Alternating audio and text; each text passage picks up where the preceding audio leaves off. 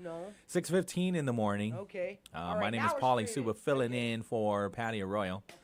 Rolling with dice. Good morning, guys. Hafa Adai, everyone. Biba Matis. It's Tuesday already. Let's go. We are just, before you know it, it's Halloween. Like that's how fast September just rolls right through. It's like you blink, September's over, right? Because there's only like 30 days, and yesterday we were all sleeping. We were sleeping through the first day of September. Well rested. Yeah. Well rested. So September 2nd. Our number is 671-922-1051. We're online, thewave105.com. I think we are. Yes, we are. And we're YouTube? streaming. Yes. Wave 105.1 FM Guam. Thank you so much for hanging out with us here on the Talk of Guam. We are Wave 105. Yes. And so the talk for the last couple days was that Cracker Barrel right? Logo. Okay. They got Washington Redskinned or Washington Commandered. Okay. Right? Yes. So Commanders. the logo changed and everything, and people are like, well, it's a whole branding disaster.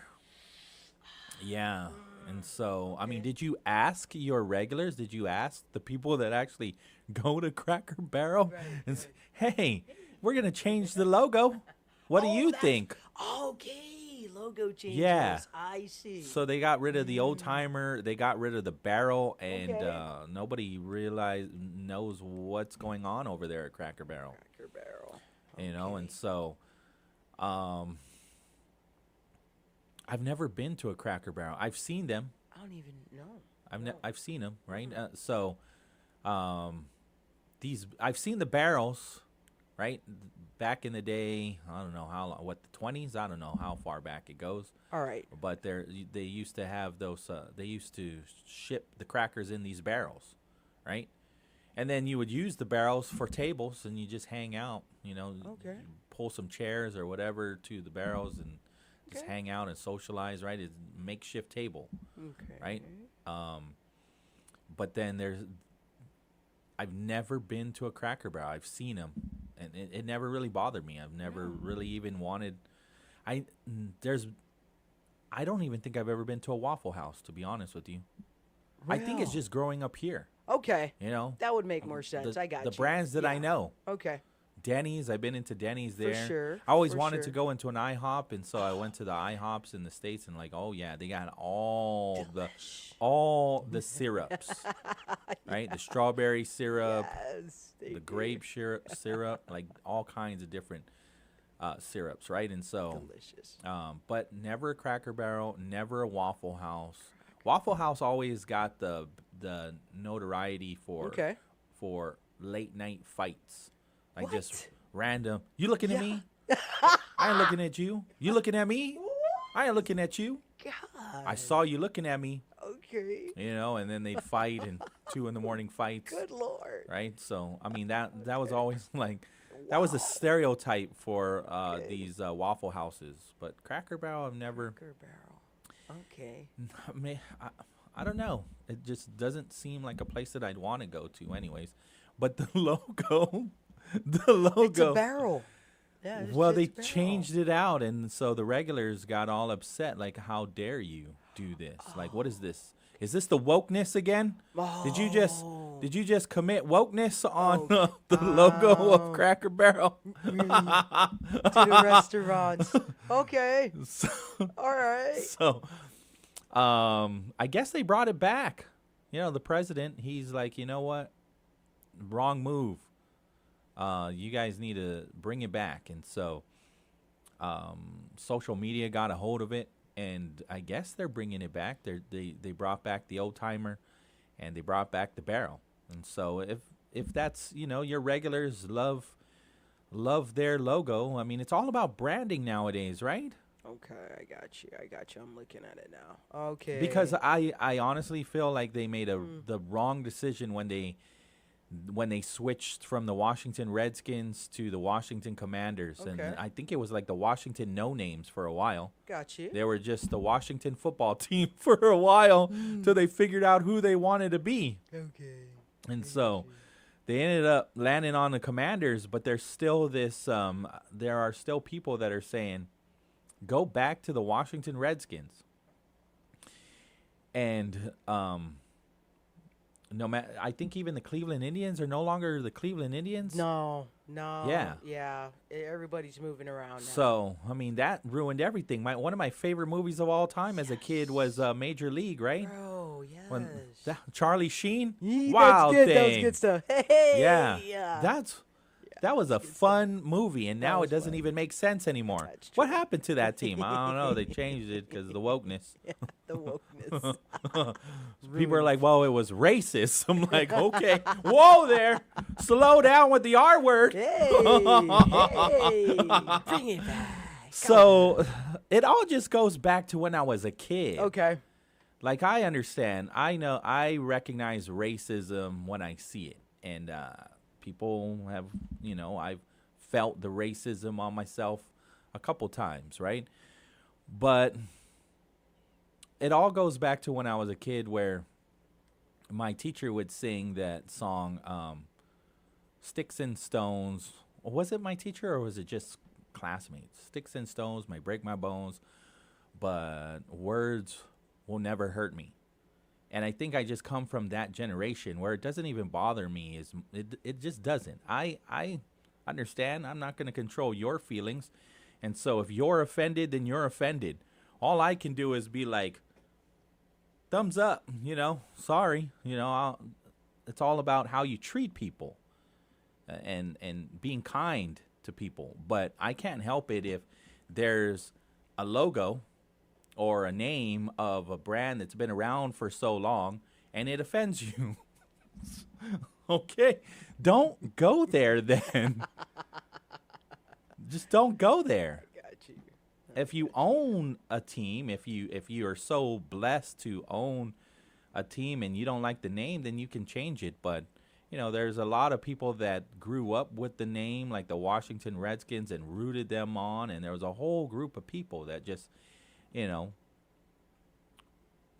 were around it. And so if that offends you, then I don't know. Sometimes I feel like maybe it's not necessarily the name. Maybe there's some things that are going on with yourself. But again, it's all about how you treat people.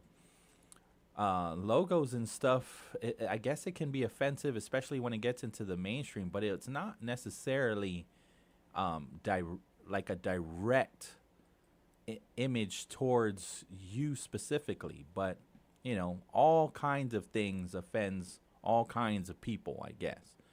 But again, I just go back to that whole, I don't know.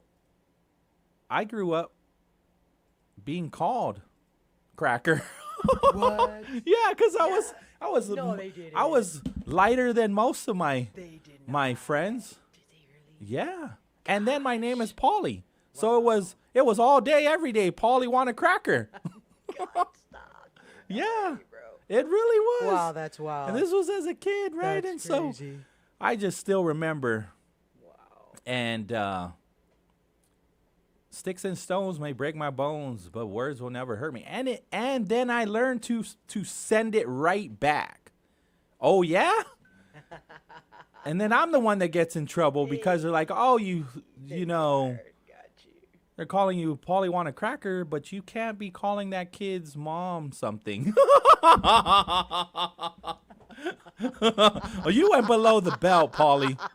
You started talking about his mom. Uh-oh. I'm like, well, they're just words, right? Aren't we all singing? Can't we all sing? Sticks and stones may break my bones, but words will never hurt me. Tell that kid. I'm just sending it right. I'm just full sending it. What happened? And so I don't know if you heard this new nursery song. Okay. I've never heard it in my life. Apparently, this new nursery song, or not, I wouldn't say nursery song, but in kindergarten, which I love the song. It's trending right now on TikTok. Okay. But I've never heard this song in my life. But apparently, depending on who you talk to, this song has been going around for quite some time, probably even long before I was born. But I've never heard it until TikTok started to trend. You've never heard? You have no idea what I'm talking about. No. These are my private parts, private parts, private parts. No. It sounds like the wheels on the bus go round and round, but nobody should touch them. It's a great song. What? No, and I've never you heard should, that. yeah. Oh, bro, no, I'm out. Kindergarten, first grader. No private. It's parts. trending on TikTok Is it right now. really? It's a smart song. Okay, it really is. I think find you it. got to get find it. them. I You gotta got to get find these kids to sing that Okay. and be proud of it, right? Okay. Because these are the songs that, put that mindset in the kids at a very young age. And absolutely sing it loud and proud, Got you. right? Okay. And if you touch my private parts, I will tell my teacher. Really? I will tell my mother. Okay. I will tell my daddy. Hey. Yeah. Okay. Yeah. That's I like the song that they're I singing. like that. Yeah. Well, apparently, That's I cool. thought I was like, I've never That's heard cool. this song before in my life. And then depending on who you see on the comments, they're like, no, this song, I sang this song in preschool. I'm like, really? I never heard that. I've heard of Sticks and Stones May Break My Bones, Yeah, we got that one. but words will never hurt them, Hey, right? good job, teachers. Yeah. So that's the song right now that the preschool and the kindergarten teachers are. I've never heard it here in Guam, but apparently it's a big thing in other places and whatnot, right? But yeah, that's it's the same song my wife sings right before we go to bed. Okay. Alrighty then. Okay. All right. Too early? Yeah. Too early? Having a hard time sleeping, Pauly. Let me see this. For sure. Oh, see already. Some people are For already sure. waking up early saying I disagree with you. I disagree with the whole. Where we at? Okay, hold on. Keep the name Washington Commanders, I guess. Don't change it. No.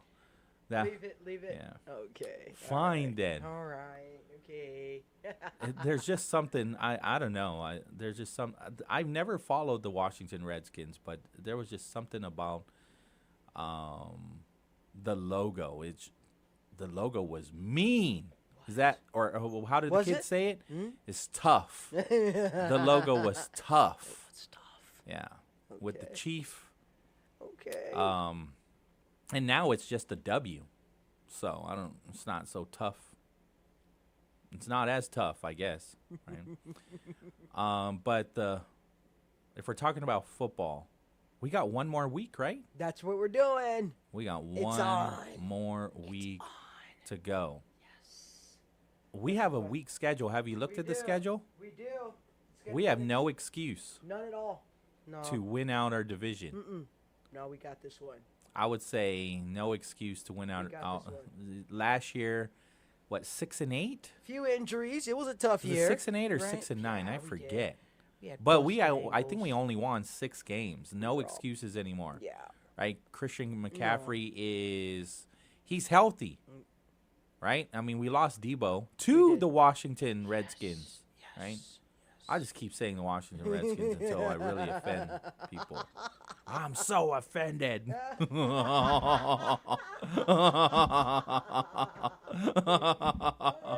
I'm not listening to you this morning. Okay. Okay, then. Goodbye.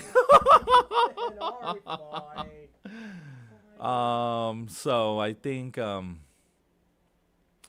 gonna be good. We'll be all right. Yeah, we lost Debo, which was kind of sad, but when I look at the schedule for the 49ers, we've got one of the weakest schedules. I think we play the Seahawks right in the beginning, right? Our Okay. first game Got you. is against the Seahawks. That's what we got. Yeah. That's gonna be our first one. Ain't worried about them. Nah, I don't think so. I'm all right. Not worried about the Seahawks at all. Arizona doesn't get a lot of love, right? No. These guys are Arizona. They're kind of like a dark horse team. The Cardinals? Yeah. No, man. No. So, No. well, I don't even think we were able to beat them last year. To be honest with you, I'll have to go look at the schedule. But again, we were all injured. Everybody, even the head coach was in. That kicker, Moody. Yeah. Why is he still around? Moody. Why do we still have him? Bring it to the buzzer. Yeah, man. Yeah. I don't even know. If we release the guy, I don't even know who would pick him up. Like, he's missing field goal. He's missing extra point kicks. Right? It's like, you got one job. You just kick the Like, ball. I don't understand this. The drama.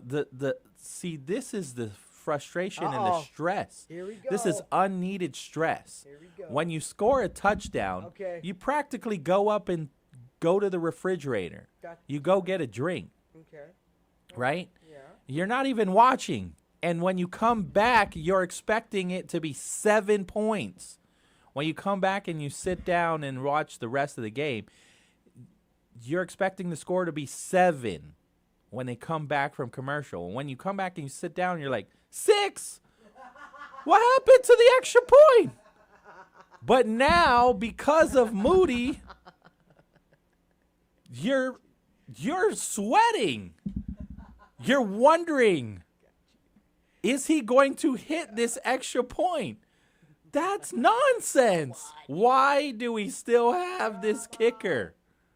Why is he still on our team?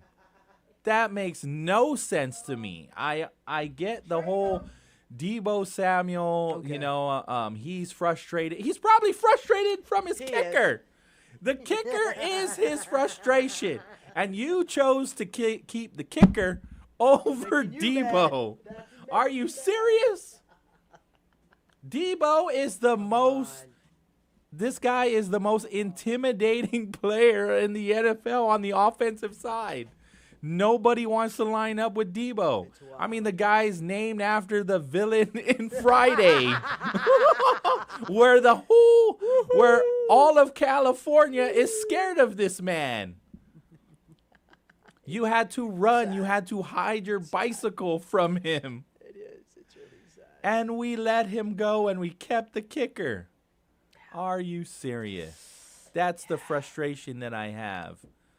But I will remain a 49er fan, and I have hope. I have more than hope. I believe that this is a comeback year, and we have no reason but to win our division.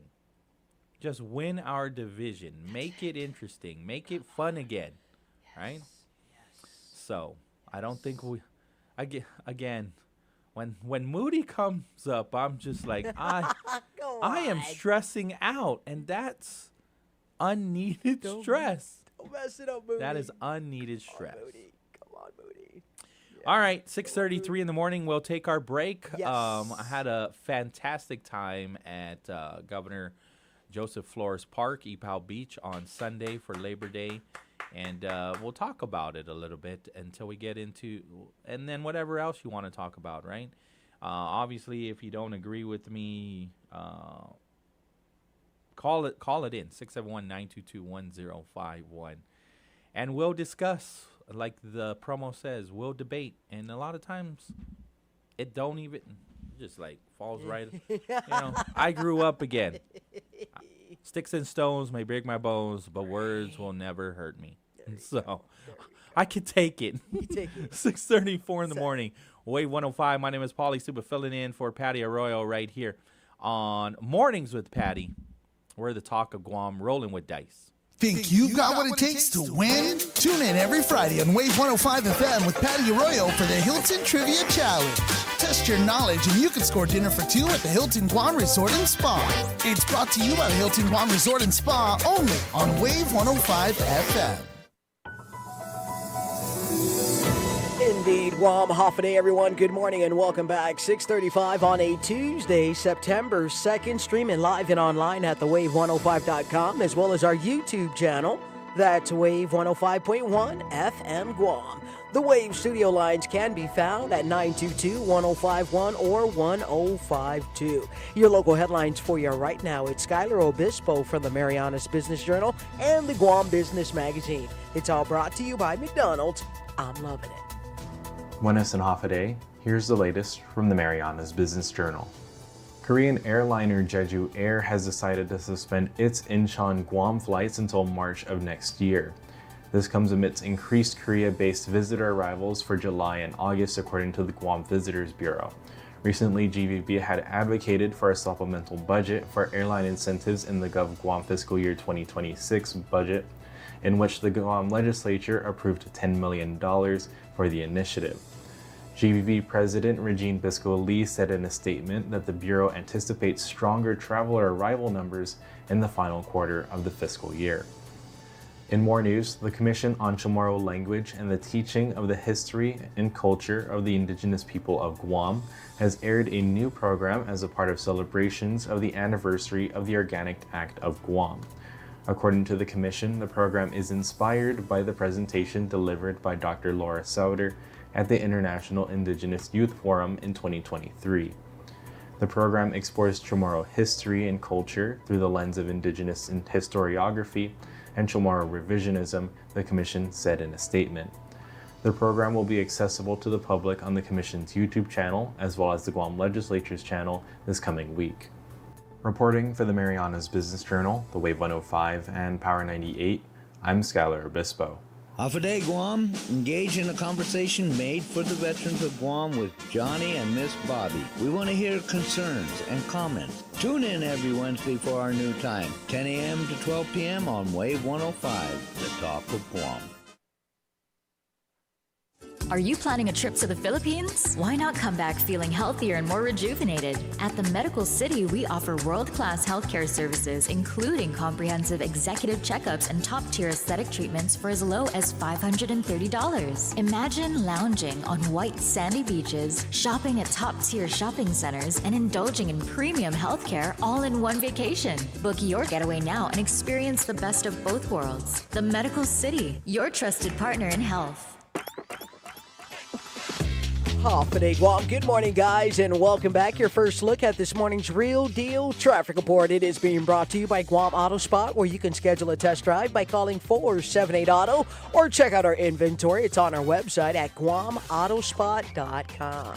It looks like in Malesu this morning, DPW contractors will continue milling and paving along Route 4. That'll be from the Marito Bell Tower towards Hemilani Apartments. That kicks off at 9 a.m. this morning, possibly till 3 o'clock, all depending on the weather. On the northern side of the island, we're looking at Route 1 right now, getting up and around the Anderson Air Force Base, coming around Our Lady of Litness Catholic Church, or up and around Payless and Jigo. It looks like it's smooth sailing along Route 1. No delays there. Route 3, Domino's NCS getting around Camp Blas or GRMC. You will find a little delay, but again, traffic is not too bad. It's actually quite light right now. So if there's anywhere on the streets of Guam that you need to be, now will probably be your best bet. Eyes on the roads, not on the phones. No texting and driving on the streets of Guam, and we should all have a safe Tuesday morning.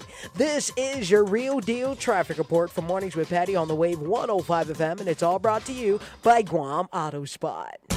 Country music lives on Route 99 FM. Tune in to 99.5 FM or listen live online at route99fm.com to catch all your favorite country music nonstop and direct.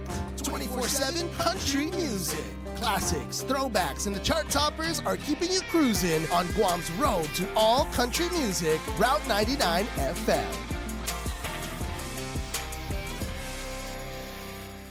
Lace Up Guam, the first Run for Wishes event is happening at Leo Palace Resort on September 13th. Select your distance from 2K, 5K, 10K to half marathon to participate in this powerful event. Race package includes finisher tees, visors, socks, and medals, plus cash prizes for the top finishers. Proceeds from the event benefit the Make-A-Wish Foundation, Guam, and CNMI. Presented by Leo Palace Resort, Clutch, Power 98, Wave 105.1 FM, Route 99, and Protection Concepts Unlimited, with support from our community sponsors. Sign up now to help wishes become reality through your step-by-step participation. Keeping the flow through your day. Wave 105 FM.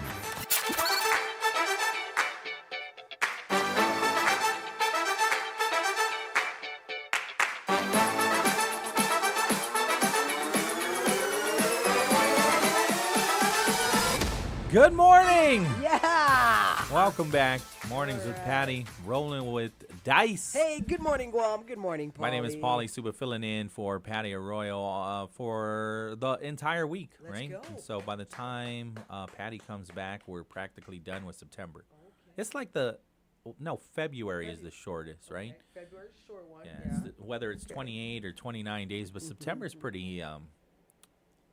It just rolls right through. It does. September is a quick Yeah. month. September is. I'm surprised you didn't play any Mariah Carey right from the beginning. She came out of her Christmas cave. Don't. We're not doing September that. 1st. We're not. The Burr months. It's the first. No, we're not. We're not. Yes. No, we're not. That's the song, baby. It's so early. Is it really? No, it's not. It is. You're right on time. This is- It's not too early and not too late. This is the time. Because people will start celebrating Christmas in July. Okay. You never heard of Christmas in July? You did bring that up. Yeah. I did check on that. Yes. Christmas there in is. July. Okay. Yes. Yeah. that So is- that September okay. is just the perfect time. Christmas in It's September. the most wonderful time of the year. The most wonderful time of the year. So, I mean, who wants to only celebrate 1 month of Christmas? No. Sometimes you're only celebrating 25 days. Nonsense.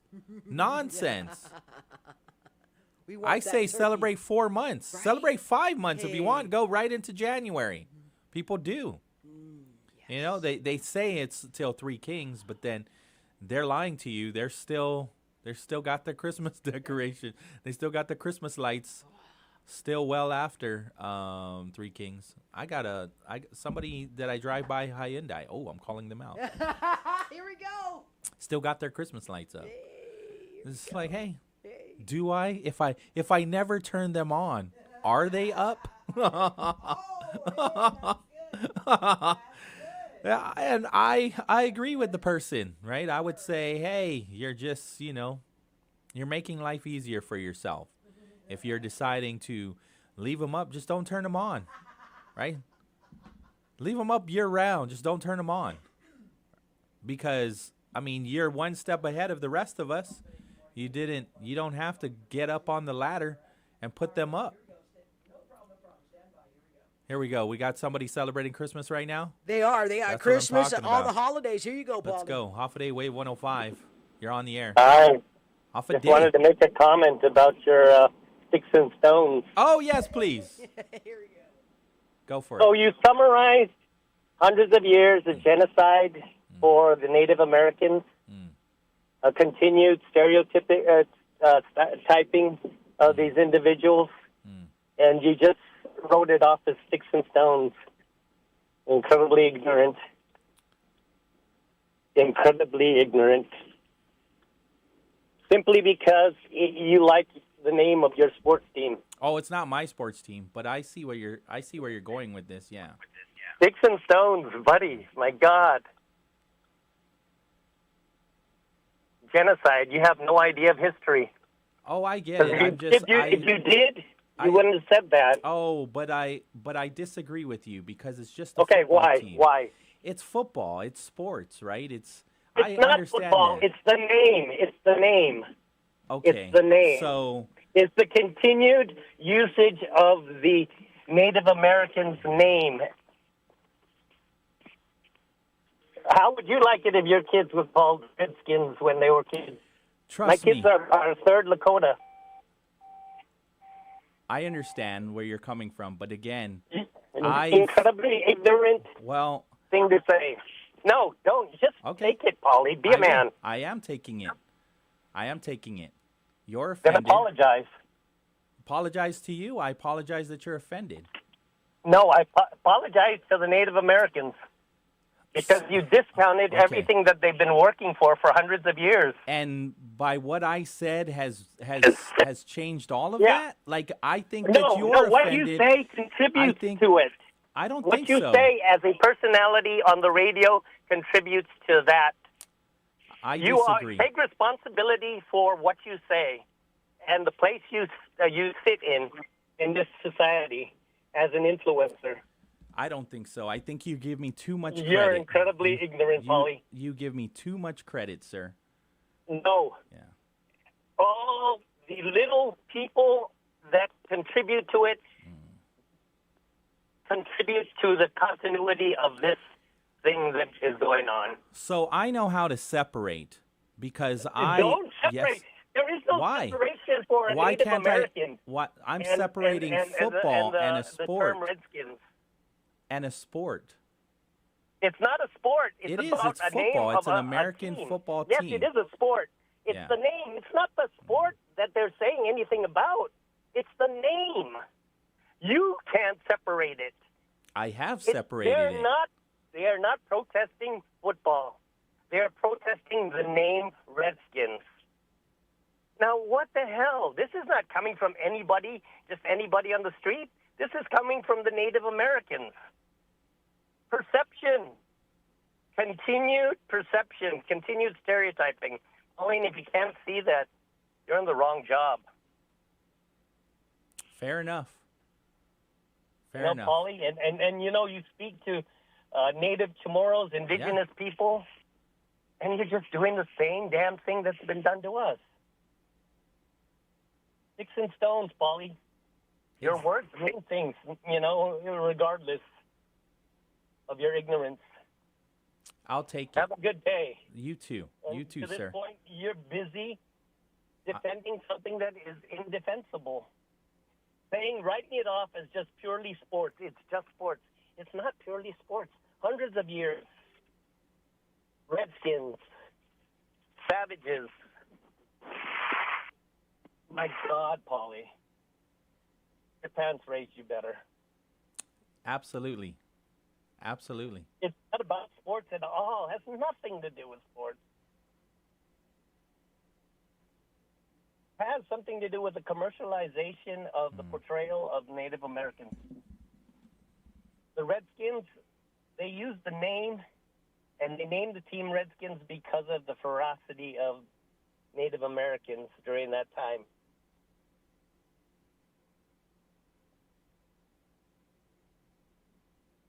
I'm listening to you. I mean, regardless if we agree. Regardless of you don't take into consideration what your here's the thing. You're so offended that I don't agree with you, and so. No, it's not that I don't agree that you don't agree with me. What I'm offended about is your ignorance. Okay. Hey, have a good morning.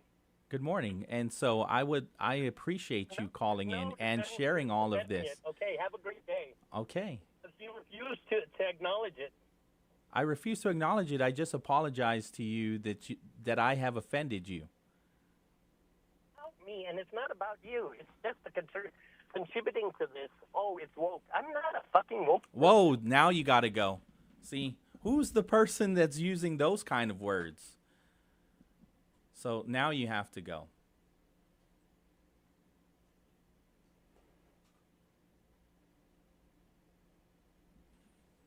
So this is why, though. I know exactly what he's talking about. And I will apologize that I am separating the two.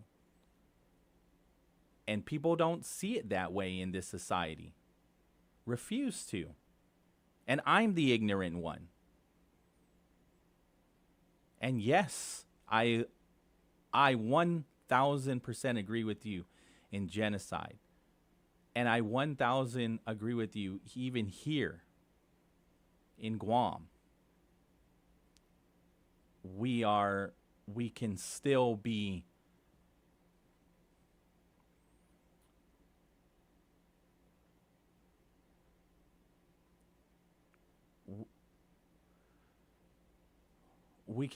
called out in our own motherland. I have my own regrets. There are things that I wish that I could do better for myself and for my family. I wish that I could speak tomorrow more, and that's something that I continue to work on. I say that when people say, why do you continue to talk about some of these issues that aren't even mainstream anymore or aren't even being prioritized? Some people say that self-determination and political status is not important to the regular person anymore. So why do you talk about it? Why do you let people talk about it? Why do you have people come in and talk about it? And I would say because it's not being talked about.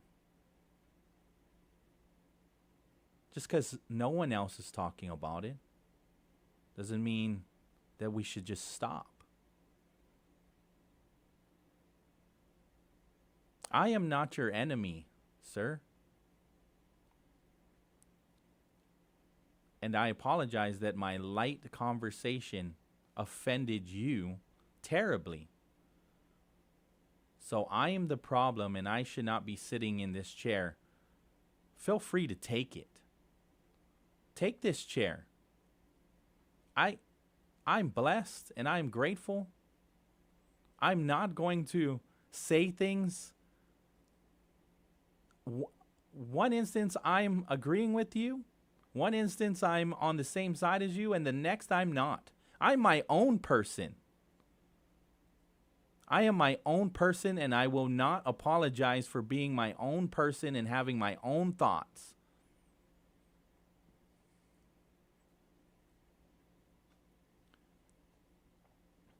If it's the same person, the same person can't come back on because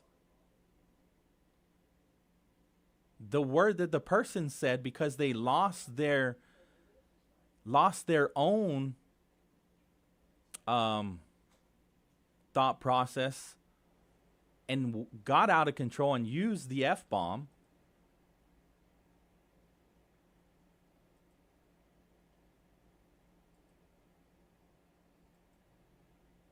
That's something that you have to look at yourself too, right?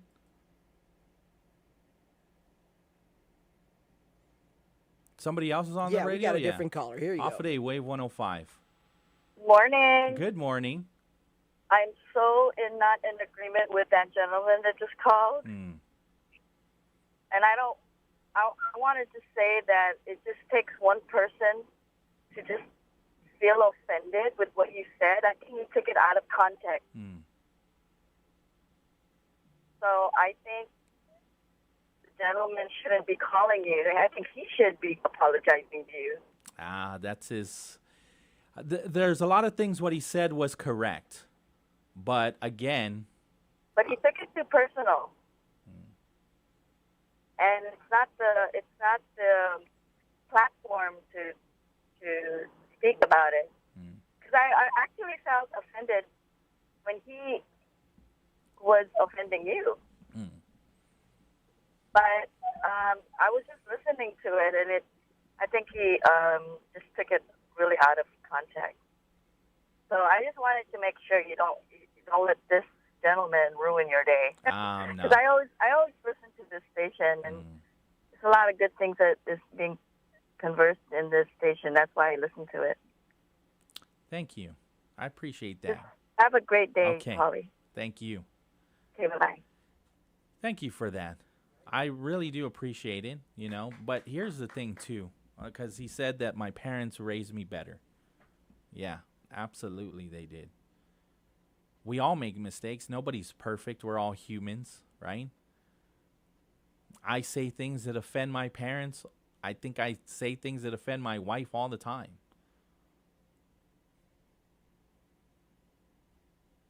There's things that they say that offend me, too. But we're all our own human beings.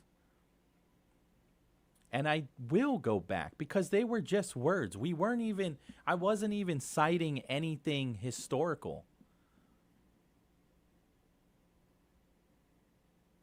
These are my own feelings and how I process some of it.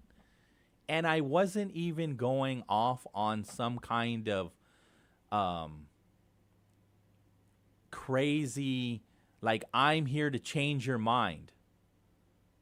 I think that's the whole thing when they were talking to me about going on talk radio. My whole mindset was I'm not here to change anybody's minds. You think for yourself. And when it comes to AI, right? And that's something that we all have to it's the inevitable. use it as a tool, use it as a resource to help you with your daily life for sure, so you can enjoy the things that really matter to you. But don't let it think for you. Don't let it think for you. And the whole reason, I'm glad he called in, to be honest with you. I welcomed it. You don't agree with me, go ahead. I can take it. And I can take it. You know why I can take it? Because my parents taught me better. My parents helped me be strong.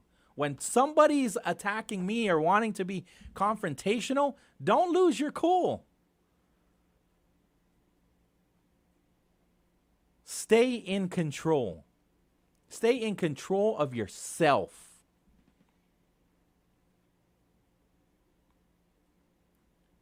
Because nobody's going to control you. And I did apologize to you. I apologize that I offended you, but I cannot change how you feel.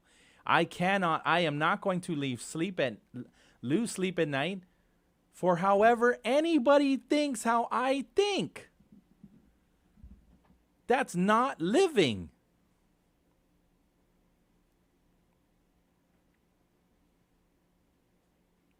And I would say that as we move closer and closer, things are going to get even more polarized.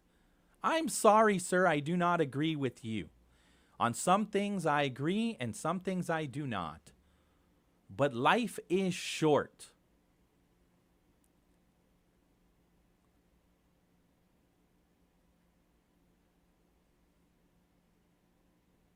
I see it one way, and I can move on from one subject to another. And if you don't, then you don't.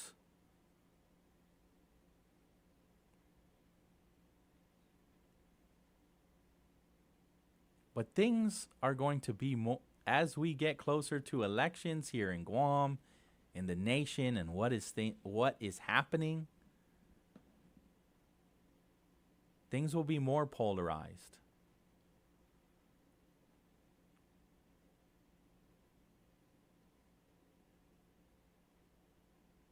And I'm just here to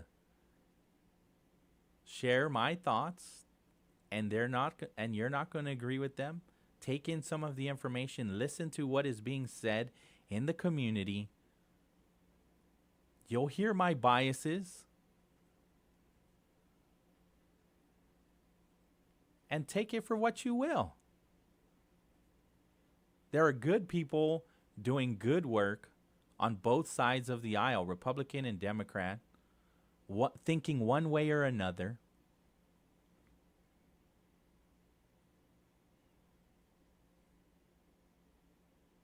And they're not always going to agree with you. Some have microphones, some are being broadcast on TV or on the radio.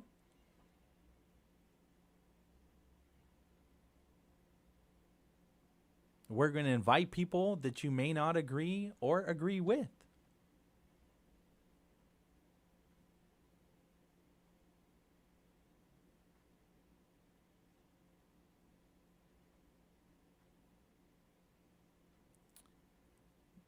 But I'm glad that we could be of service. That there is an opportunity for you to also not agree. But if you lose control, I don't know. It's not my problem. It's not my. I can't.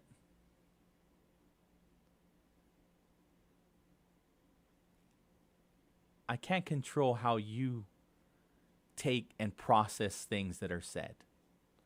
Melissa says, love listening to Pauly. No sense debating with someone who uses emotion over logic and reason. Thank you for being such a good listener and letting people vent. Seems like the guy had a greater issue. Forgive is to... Yeah, absolutely. I am not offended by the person. We welcome the person to call. Not today, not on this show. And maybe we'll never agree.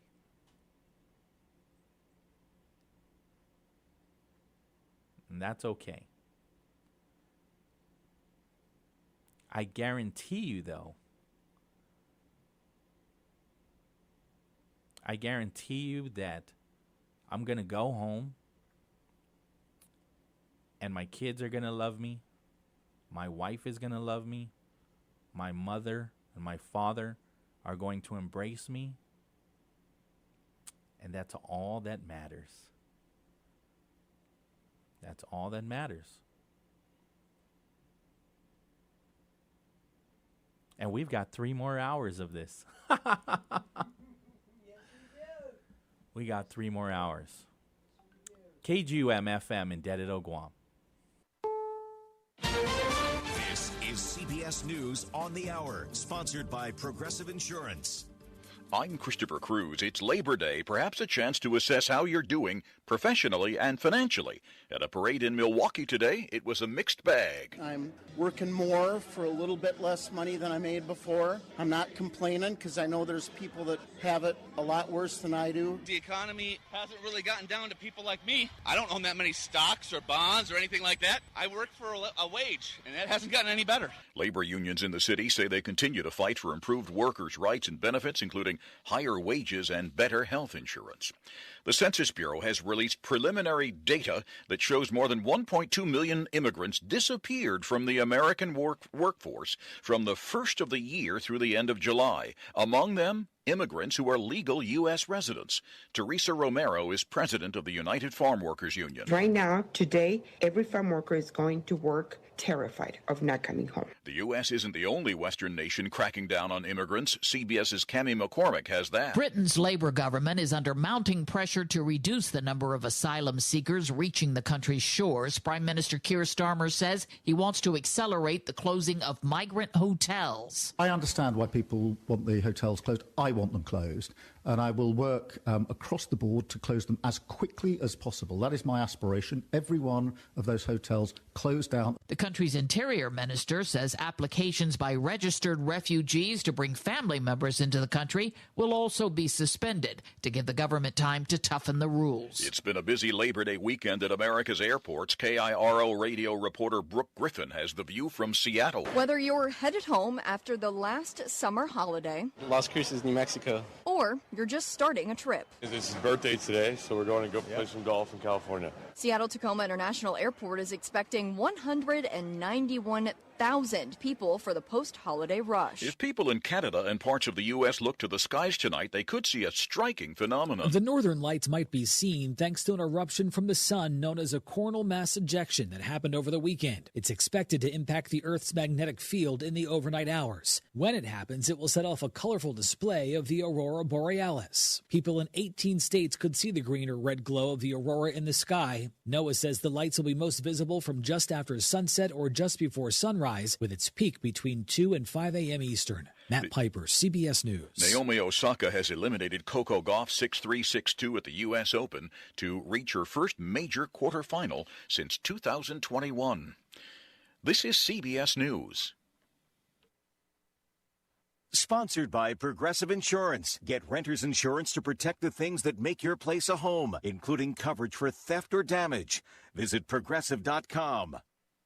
I remember brushing my hair and looking down and thinking, oh my gosh, do I have any hair left? I used to look at women with thick, beautiful hair and think, why doesn't my hair look like that? My thinning hair is making me feel so old. If you want thick, healthy, gorgeous hair, then you need Hair Volume from New Nordic. With clinically proven ingredients like apple extract, biotin, and millet, Hair Volume nourishes your hair follicles to promote thicker, healthier-looking hair. Say goodbye to shedding, thin, and dull hair, and hello to thick, healthy hair with Hair Volume. Since taking Hair Volume, the shedding has all but stopped. Now, instead of being jealous of other women's hair, I have friends who are jealous of mine. My hairdresser couldn't believe the difference in my hair. Now she's using Hair Volume too. Available as a tablet or delicious gummy, Hair Volume is available online at Amazon and NewNordicUSA.com, or find Hair Volume in the hair care aisle at your local CVS. State fairs in New York, Alaska, Nebraska, South Dakota, and Minnesota are wrapping up today. CBS's Lana Zach says some of the folks who attended those fairs got some unpleasant surprises. State fairs are a summer staple for families all over the country, and this year, tradition is running up against sticker shock. Some things are just way too expensive. We spent a lot of money here today. Valerie Nelson and her family are regulars at the Great Minnesota Get-Together and noticed prices ticking up. We just bought our kids standard hot dog, and it was $7.50. So, yeah, it feels a little steep. Looking at last year's profits, the top-earning food vendor at the Minnesota State Fair hauled in almost $5 million. Some families set aside a slush fund. Members of Congress return to Washington this week with the prospect of yet another government shutdown facing them. They have until September 30th to fund the government, and it's unclear if Republicans and Democrats will be able to agree on just how to do that. Christopher Cruz, CBS News.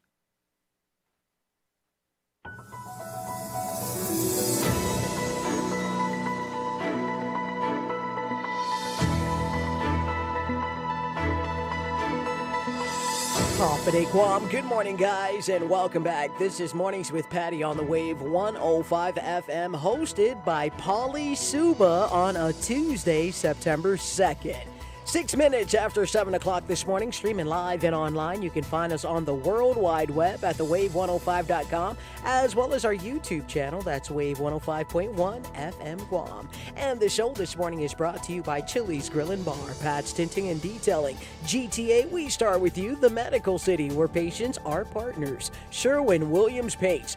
Wise Owl, the wise choice in animal care. Subway, eat fresh. Hilton Guam Resort and Spa, King's Restaurant, always open, always local. Bank Pacific, where others place branches, we place roots. Take Care Insurance Company, Our Island, your health plan. Your local headlines for you right now with Skylar Obispo from the Marianas Business Journal and the Guam Business Magazine, and Paul Stanko of the National Weather Service in Teton, brought to you by McDonald's. Bring on the fall flavors at McDonald's Guam. Treat yourself to the pumpkin and cream pie, pumpkin spice latte, or pumpkin iced coffee. Hurry in, it's for a limited time at McDonald's. I'm loving it. Buenas and Hafa Adai. Here's the latest from the Marianas Business Journal.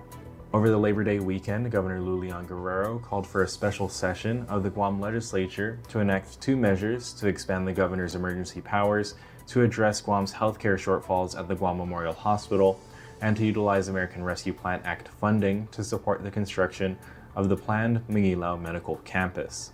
Lawmakers met briefly Saturday morning, where the body referred the 2 measures to committee for public hearing. Adelup spokesperson Crystal Paco San Agustin called the move a tragic failure of leadership by the Guam legislature, for stating that the governor requests the Speaker of the Guam legislature to return to session. Senator Chris Duenas said in a statement that hearings on the 2 measures will be scheduled on September 12th, saying that rushing the measures without public input is irresponsible. In more news, the 31st Guam International Coastal Cleanup is set for September 20th and is expected to clean up 25 miles of Guam's shoreline. According to data collected by the Ocean Conservancy, nearly 8 million pounds of trash were collected during the 2023 coastal cleanup internationally that year. In that year, also, Guam collected about 13,000 pounds of trash. There are more than 23 cleanup locations on Guam for the coming cleanup, which include Patuman, Paseo, and Retidian. There will be no on-site registration, according to organizers, on the day of the event. Registered volunteers will receive essential supplies, which include trash bags and gloves, alongside a free coastal cleanup t-shirt while supplies last. Reporting for the Marianas Business Journal, the Wave 105, and Power 98, I'm Skylar Obispo. Hafa Adai. This is Paul Stanko from your National Weather Service on Tuesday, September 2nd. It's looking a bit moist the next couple days with scattered showers and isolated thunderstorms. Winds will be east to southeast at 10 to 15 miles per hour through Wednesday, then diminish later in the week. There will be a moderate risk of rip currents along east-facing reefs through Wednesday, then by the weekend it should be low along all reefs. The latest weather information can always be found at www.weather.gov/GUM. The new and improved Chili's 3 for Me deal is here. Starting at $12.99, get a drink, an appetizer, and an entree. You heard right. You can get a Coke, chips and salsa, and an old timer with cheese for only $12.99. Only at Chili's. Great food and value happen here. Hafa Adai, everyone. Good morning, Guam. Let's go ahead and hit the streets together with your second look at this morning's Real Deal Traffic Report. It is being brought to you by our friends at Guam Auto Spot, where you can schedule a test drive by calling 478-AUTO or check out our inventory. It's available on our website at guamautospot.com, as well as Mobile Gas Station. At Mobile, download our app today for exclusive fuel coupons. Visit guam.mobile.com for details. That's Mobile Gas Station. Hitting the streets right now on the southern end of the island. It looks like traffic is light this morning. We have no delays for you getting along Route 4 this morning. In Alahan is smooth sailing through Malolo. Getting around Ipan has no delays. In Doña, you will find a couple of hot pockets getting around areas like 7 Day Supermarket or Buenos Market. We do have some north and both southbound traffic there, as well as St. Francis Catholic Church. After that, Guam, it's smooth sailing on the southern end of the island. No delays through Ordot as well as Sinahanya. Flowing through Hagåtña, traffic is light and it is smooth this morning. Let's continue to keep our eyes on the roads, not on the phones. No texting and driving on the streets of Guam. Ensure that your seatbelts are fastened and that our kids are strapped safely in the proper booster and car seats. This is your Real Deal Traffic Report for Mornings with Patti on the Wave 105 FM, hosted by Pauly Suba for a Tuesday, September 2nd. Lace Up Guam, the first Run for Wishes event is happening at Leo Palace Resort on September 13th. Select your distance from 2K, 5K, 10K to half marathon to participate in this powerful event. Race package includes finisher tees, visors, socks, and medals, plus cash prizes for the top finishers. Proceeds from the event benefit the Make-A-Wish Foundation, Guam, and CNMI. Presented by Leo Palace Resort, Clutch, Power 98, Wave 105.1 FM, Route 99, and Protection Concepts Unlimited, with support from our community sponsors. Sign up now to help wishes become reality through your step-by-step participation. Hats Tinting and Detailing offers premier services from complete interior cleaning and VIP detailing. And to keep you cool, Hats also offers factory, ceramic, blacked out, and base-approved auto tinting. For more information, call 647-SLAM. Feeling good, getting things done. Wave 105 FM.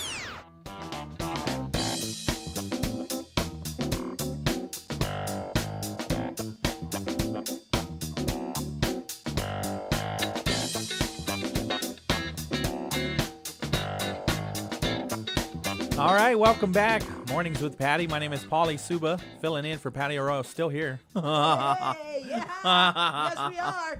Yes, we are. The National Guard has not been mobilized to take me out of here yet. So, still hanging out. We're here. We're here, Pauly. Wave 105, 671-922-1051 or 1052.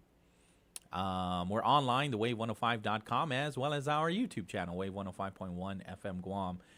So, we like the New York Post, do we? Hey. Am I going to offend anybody if I read the New York Post here? Oh, man. This is an August 16 story. New York Post. NFL's Washington Redskins should restore name and logo, says family of Indian chief it was based on. The Native American Guardians of Association said, the name Redskins carries deep cultural, historical, and emotional significance, honoring the bravery, resilience, and warrior spirit associated with Native American culture. Commanders is a fitting name for oppressors. Again, this is a quote from the Native American Guardians Association. In July of 2020, the NFL's Washington Redskins announced it would drop its name and Native American logo, which some deemed offensive. The team adopted the name Commanders in 2022, but the family of the man the logo was based upon, Blackfeet Tribal Chief John Two Guns Whitecalf, says no one bothered to ask their opinion. Below, his nephew, Thomas Whitecalf, tells the Post President Trump's recent support for the team's Blackfeet heritage gives the family hope for the first time that its voice will be heard. Blackfeet Chief Two Guns Whitecalf was my great-uncle and a great American icon. Americans know his face. He was the face of the Washington Redskins for 48 years until he was canceled in 2020. Americans once knew his story. White Calf defended tribal traditions in our Blackfeet homeland in Montana, where many of us still live today. He went to Washington, D.C., where he forced the U.S. government to honor Indian treaties. He served as a model for the U.S. Mint's famous 1913 Indian head nickel. White Calf's face is still a collector's item. Uncle Two Guns was a friend with Teddy Roosevelt Jr., New York Governor Al Smith, and made President Calvin Coolidge a member of the Blackfeet Nation, while Calf was so famous in his era that his death in 1934 was front-page news across the country. White Calf became the proud warrior face of the Redskins in 1972, championed by Blackfeet leader Blackie Wetzel, and with support of Native Americans across the country. Cancel culture racists decided at some point they wanted to get rid of the Indian image in the public domain. The Redskins and the Two Guns were their number one target. While White Calf's name was dropped from the Redskins' narrative, his life story was erased from history. Even worse, Uncle Two Guns was dehumanized. He was ridiculed as a savage and a clownish mascot. The National Congress of American Indians Fund, which led the effort to erase and ridicule Uncle Two Guns, was funded in part by the George Soros Foundation. They reduced a hero to a clown so they could remove American Indians from American history. Polls by the Washington Post and others show that 90% of Indians supported the Redskins. Nobody cared what Indians thought. Nobody asked the White Calf family for our opinion. The family of Blackfeet Chief John Two Guns White Calf is deeply grateful to President Donald Trump for his bold calls to bring back the Washington Redskins and expose racial injustice. And so the nephew says, we asked that the Washington Redskins, still the Redskins to us, work with President Trump to reclaim their rightful name and their proud image of an American hero, John Two Guns White Calf. So they're a family member of the individual depicted in the logo of the Washington Redskins. And a quote from the Native American Guardians Association. The name Redskins carries deep cultural, historical, and emotional significance, honoring the bravery, resilience, and warrior spirit associated with Native American culture. Commanders, the new name, is a fitting name for oppressors. And again, we're not going to agree. We're not going to agree.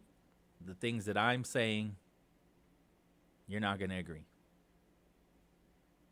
Such is life. Such is life.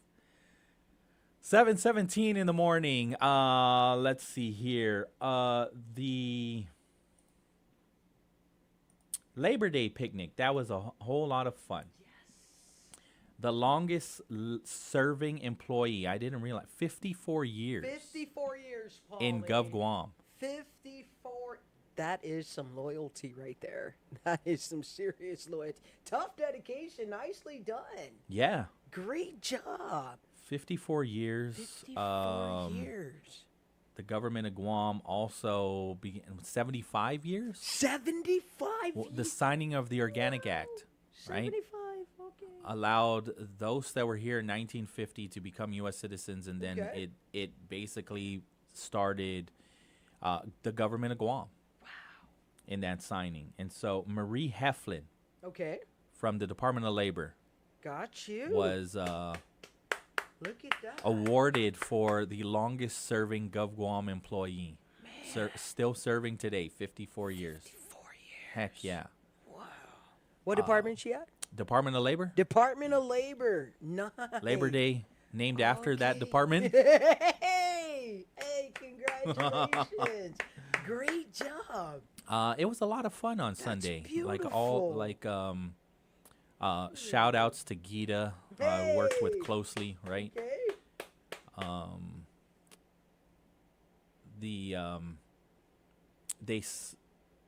There was a number of other agencies, right, that come together, co-chair, and put on the picnic. Okay. And it's just a fun time. It's Wonderful. arguably, right? I don't think any other fiesta comes close. I mean, you could No. argue some of the villages have bigger fiestas, right? Through village-wide fiestas, right? Every house might still have a fiesta, but down at EPAL Beach Park, Governor Joseph Flores Park, right?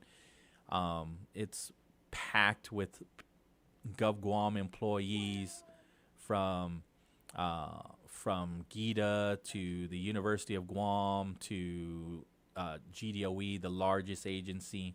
GMHA was there. GPA and GWA, they did not miss, once again, GPWA. Yeah, they combined together, right? Got it. They won oh my goodness, again, a Sengsong. They built a whole village down there. And so they took the trophy, the EFIT trophy for best canopy decoration. Very well. Public Health won the best table decoration. Yeah. Oh my goodness! When they announced the winner of the cabinet, okay. So there was an award for Director of the Year. Got it. Okay. Right. It went to Department of Public Health and Social Services Director Teresa Areola. Good job. Yes. Wonderful job. And so. We've had conversations with Teresa Areola many times, right? And so it was interesting, right? So I knew maybe, 20 minutes ahead of time because I'm the one that's emceeing the event. And so I'm looking at the list. No one knows who's going to win, but, they have the plaque and everything. So I'm looking at the plaque. I see her name. I'm like, does she know? And so they said, no one knows who's going to be awarded. I'm like, okay. And then the chief of staff, he's making the announcement, and I'm looking around looking for where Teresa Areola is, and I see her. She has no idea. Wow. So she's looking around like, who could it be? What name is going to get announced? And then they say from the Department of Public Health and Social Services, Teresa Areola, and she,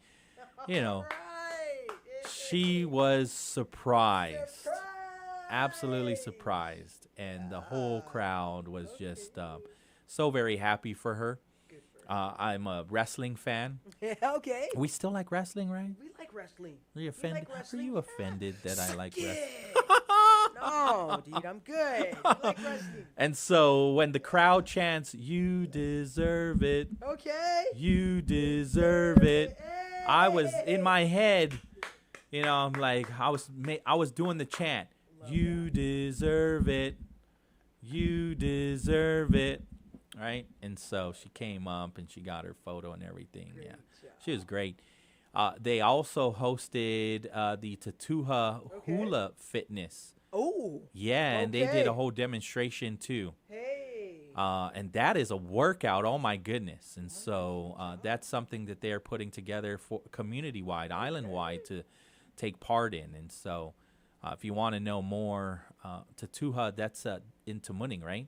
Nice. But the Department of Public Health and Social Services has partnered with the Tatuha Hula fitness team to provide a fitness program island-wide. And so they showcased that down at the Labor Day picnic. It was just a wonderful time. Beautiful. Is Mike on the line? Yes, he is. He wants to talk football. Oh, the sports guy. Okay. Hafa Adai, Mike, the sports guy. What's up?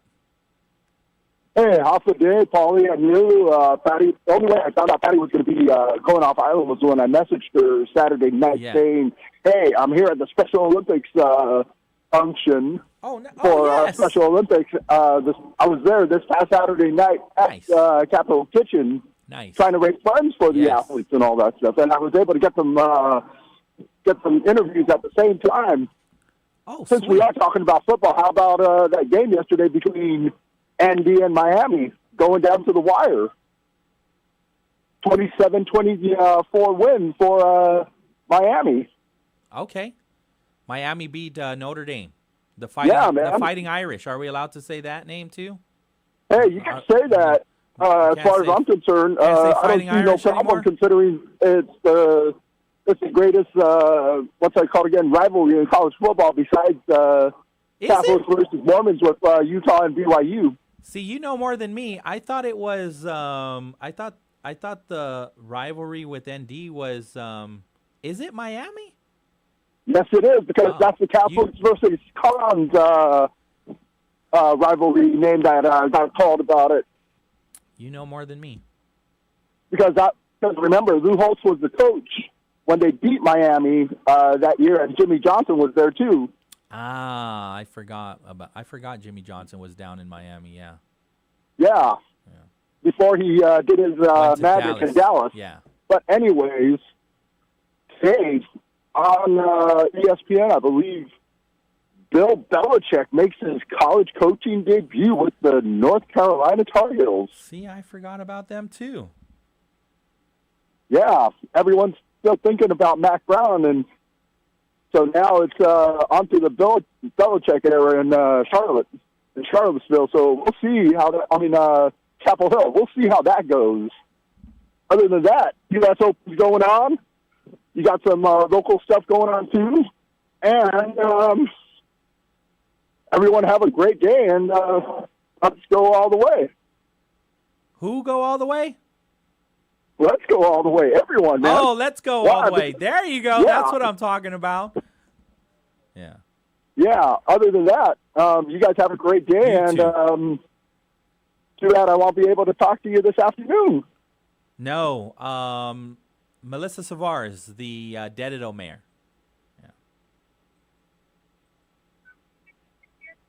Yeah. She'll be filling in. Yeah. You'll have to go out around the just go in here. All right. Sorry, Mike. on the job, doing it all. Anyways, right. Take care. Other than that, you guys have a great day, and we'll talk sports some other time. Yes, please. Tomorrow again. Anytime. Okay. Take care. Okay. I thought Bill Belichick just rode into the sunset. I forgot that I thought he was just done. Thought he was just chilling, but no, he's the North Carolina Tar Heels head coach. Oh, that's where he's at. Okay. Super Bowl champion coach, ended NFL coaching career, rebuilding the Tar Heels. The Tar Heels aren't really known for football, right? They're known for basketball. That's right. Michael Jordan. Yes. Michael Jordan played for North Carolina, right? That's his team. Yeah. It all begins matchup against TCU Horned Frogs, who are currently favored. Yeah. When do they play? Did they not play yesterday? Don't see it here. I'm trying to look for the score on that game, but I guess not. I guess they haven't played yet.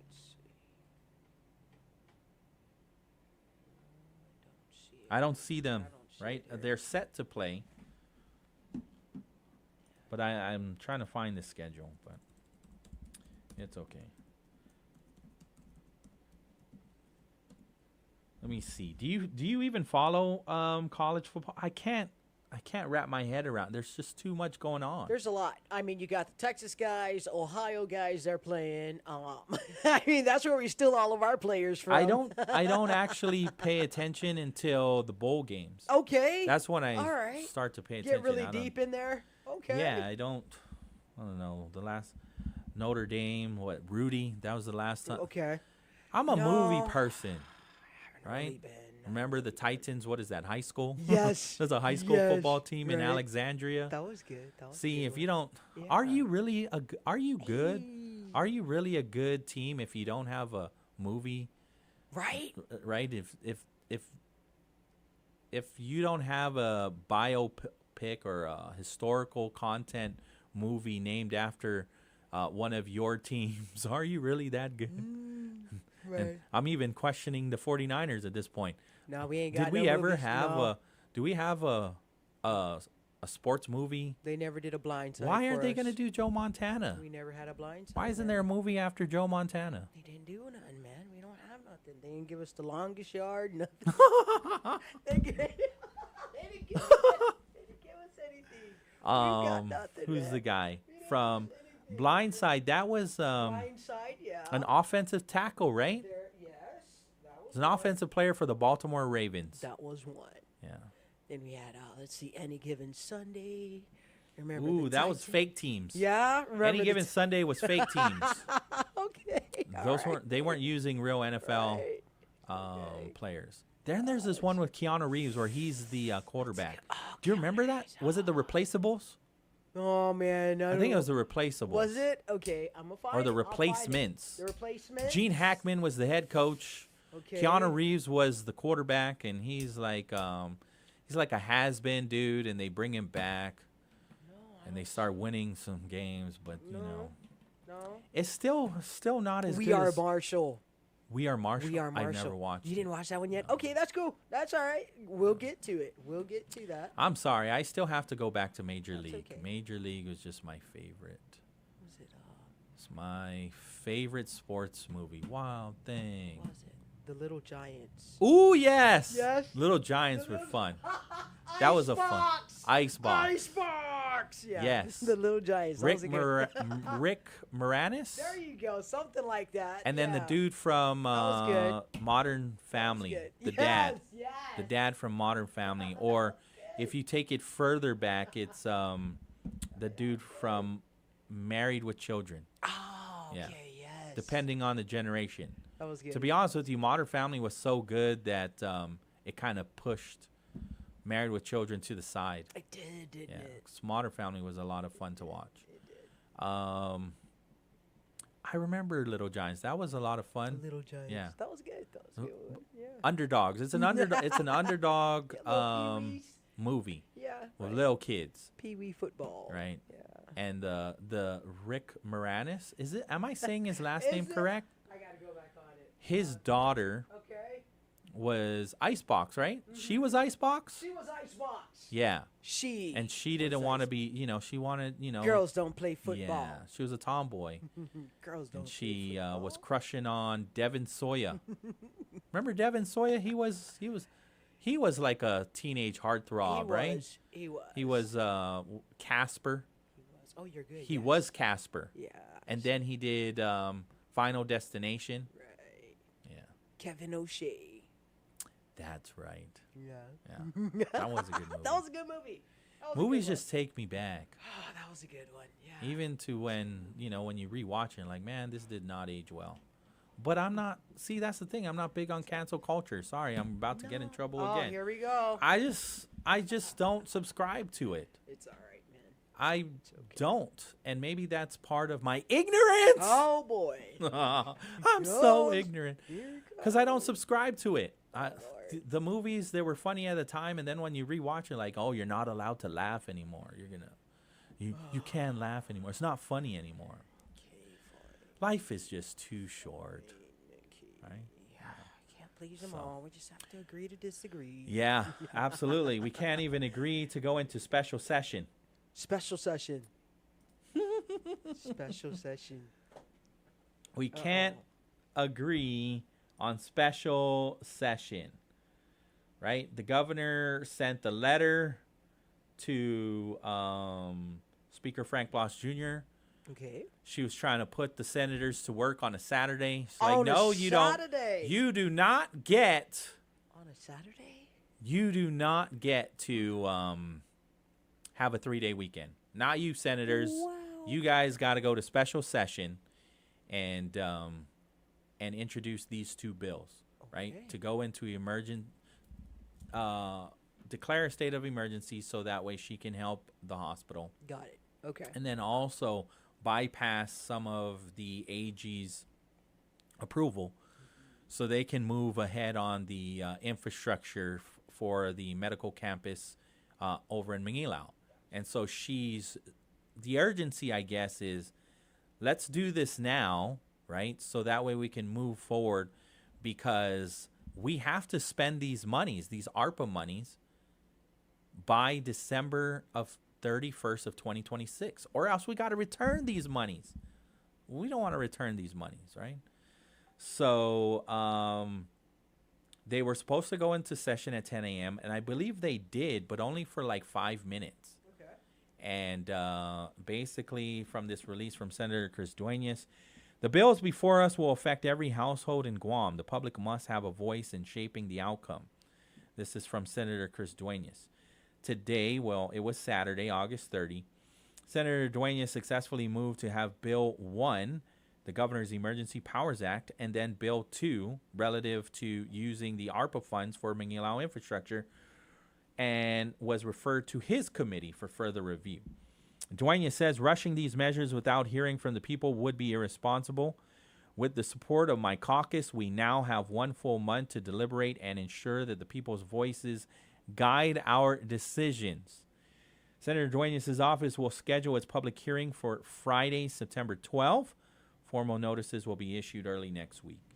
And so he said, I encourage every member of our community to participate. Share your perspective and make your voice heard. The people of Guam deserve a seat at the table before any final decision or decisions are made.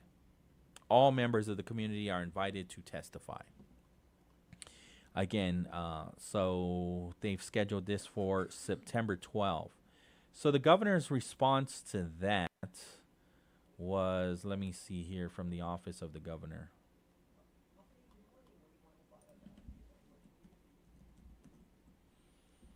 The office of the governor responded. It is tragic. It is a tragic failure of leadership for Speaker Bloss to demand an emergency declaration at GMH and then send the legislature into recess for a month after weeks of accepting amendments to the budget, which had no public hearing at all. Failing to even consider the very measures that could help GMH is an insult to the people of Guam. You don't call something an emergency and then go into the equivalent of legislative vacation until the end of September. Well, I don't know if it's the end of September, September 12th. The governor has already put forward real solutions, emergency authority giving her the legal tools to truly help the current hospital and critical utility infrastructure for the new hospital in Manilao. These are time-sensitive steps to protect public health and safety. While senators recess, lives hang in the balance. Either the legislature reconvenes immediately to act, or it admits it never cared about GMH. It just wanted to issue press releases and pretend that it did.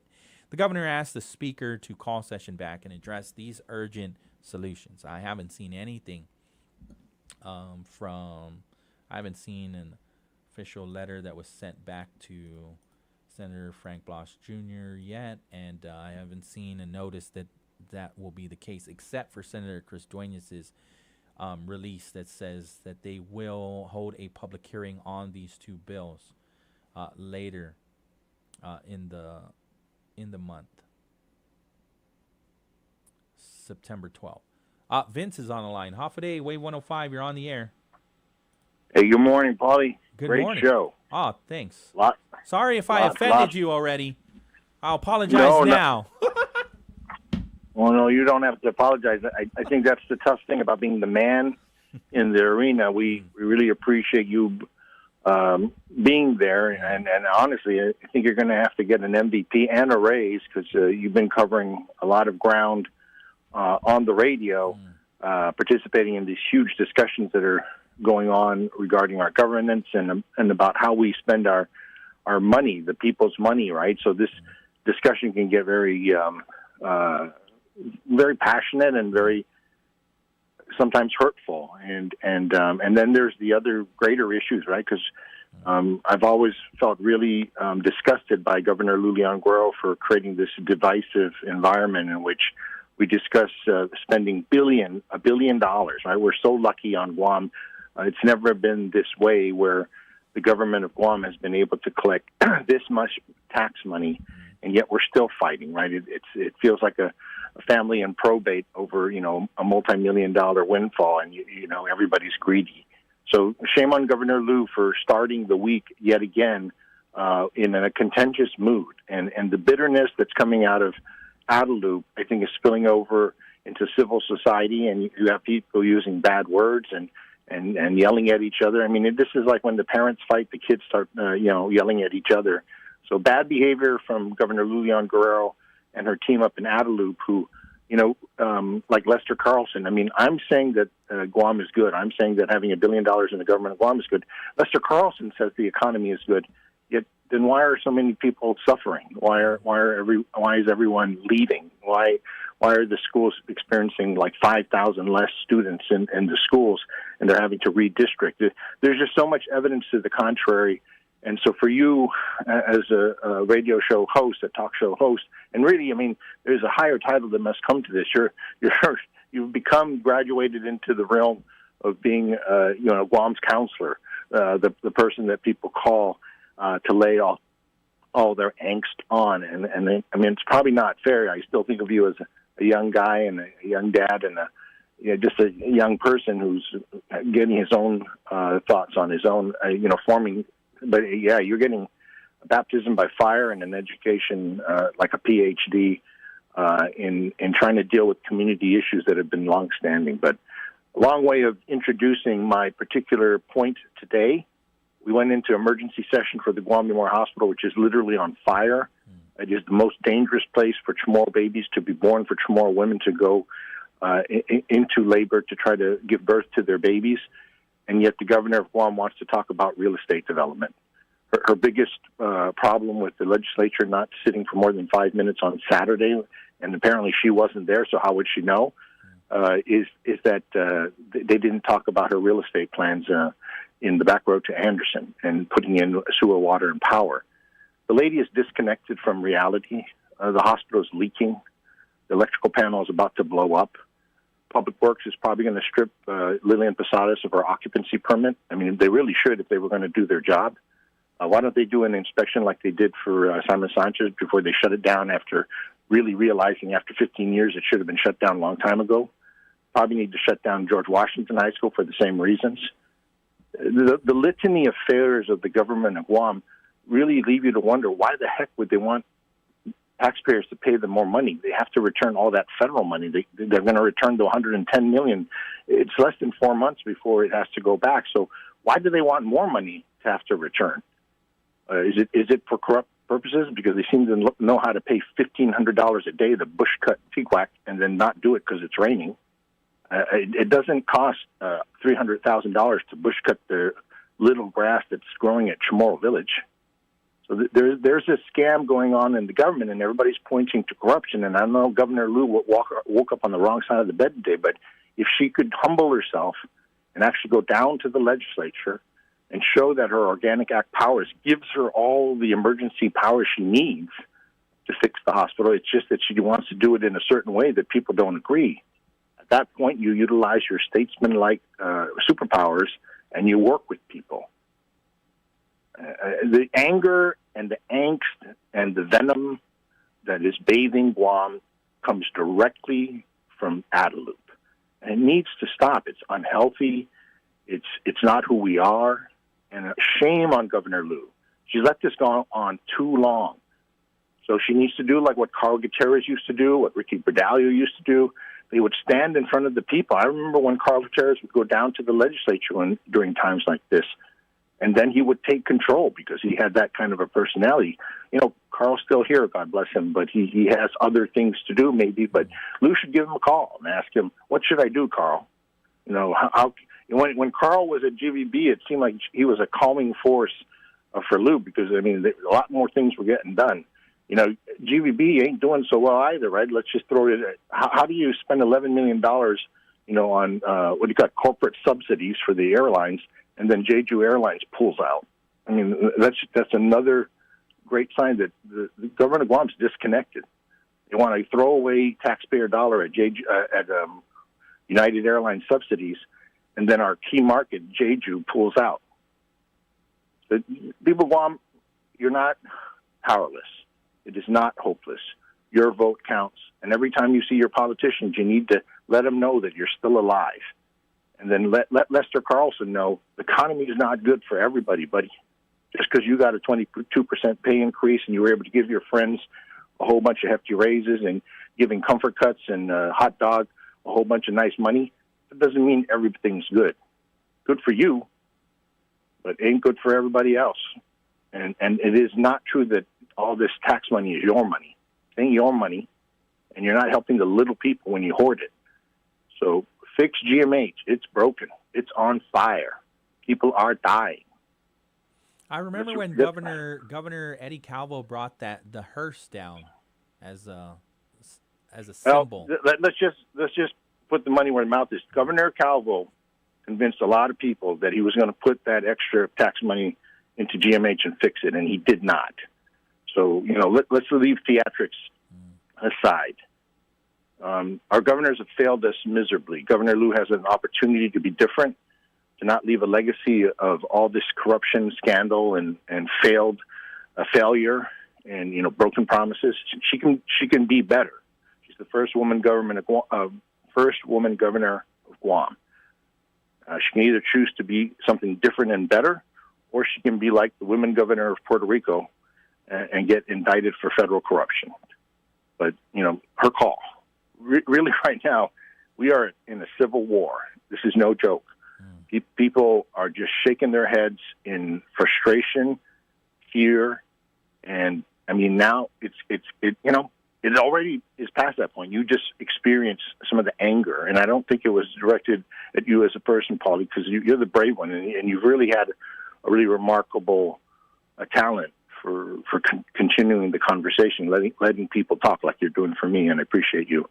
If you notice, a lot of people call you and they don't call the other stations. Actually, you wouldn't know because you're not listening to the other stations. But point is, you serve a very important pressure relief, and we appreciate you. But today, maybe not such a great day. But it is Monday, right? So it's Tuesday. Tomorrow. It's Tuesday, so that's okay. Then you're screwed. Yeah. But it's going to get worse. It's going to get worse. No. We're already we're closer to the weekend, so sure, it's not so bad. Sure. But the governor might then call the legislature into emergency session, so they won't have their weekend. Right. But all kidding aside, the governor does have a job to do, and I hope she's listening. There's that thing called the budget, that the legislature sent you like 10 days ago. It's almost. You were going to take a look at it, weren't you? There is that job you have of signing it, vetoing it, or letting it lapse into law, which would be not doing your job, right? If you let it lapse into law, that's like a failure. That's a cowardly thing to do, because that means, I didn't sign it, so I don't take ownership for it, so it's just going to happen without me. But you're the governor. You're the one we have no say, right? You can do anything you want. So what are you going to do? Not do nothing? Well, it might be the writing on the wall, right? She's got. Tina Rose Munoz Barnes, who was at the Labor Day picnic too. She said on the record that she'd have no problem, signing that bill, overriding the veto in her brief extension of remarks. And so it might just be the writing on the wall that she doesn't have the vote. The votes are against her, and so that's why she would just let it lapse. Like, why waste any more time? I thought they were all on the same page. I thought that was Josh Norris' ringmate. She's supposed to be standing with Lou in solidarity. For that matter, Joseph Augustin. He's also the other veto-proof vote, right? So Joseph Augustin running for governor with Santa Claus. Those two would seem most likely to be nice to the governor and help her veto the. Well, you're talking about it. You said Civil War, right? Within Civil War, there's some there's infighting, and so that might be it. That might be where the infighting is. Well, I was talking about Civil War between the private sector and the public sector, because Governor Liu seems to think that there are two peoples here. That there's the people that work with her and the government of Guam, and then the people in the private sector that need to kiss her butt, right, and give her more tax money so she can give it to Josh and his family, allegedly. But the point is that this is not what we signed up for. This is not democracy. If you want to see what happens when attempted democracies devolve into corruption and people lose faith in their leaders and get angry, just turn on the channel and watch the Indonesian street riot. Oh yes, watching that. They're on fire.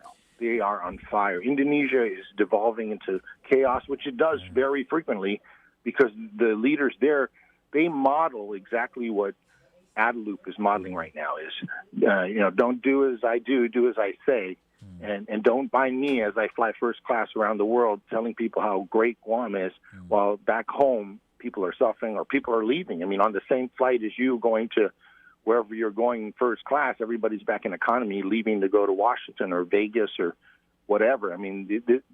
The exodus of great talent and great people off our island is just, it's heartbreaking.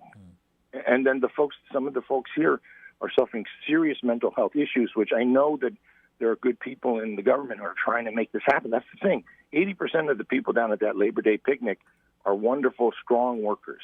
So support them. Don't demoralize it with those 20% of those crackheads who, if we did a drug test today, Governor Liu, if we did a drug test, an alcohol test on them right now, at 8 o'clock in the morning, you would have no trouble finding the people that you need to lay off. You would have no trouble figuring out who's non-essential because they can't keep themselves clean, even on a Tuesday morning, the day after Labor Day, where it wasn't Labor Day yesterday. They got a free day yesterday, which wasn't free to the rest of the government of Guam. That cost us $1.2 million in salaries and benefits and overtime. Because there were people that worked yesterday in the government of Guam at the hospital, the airport, the port. There were people working. Those people are essential. Mm-hmm. The non-essentials who can't stay off their ice, kick them out. We got serious business to do. And the people in Indonesia, trust me, they are no smarter than we are. And they're no more angry at government corruption than we are. We're just nicer about it.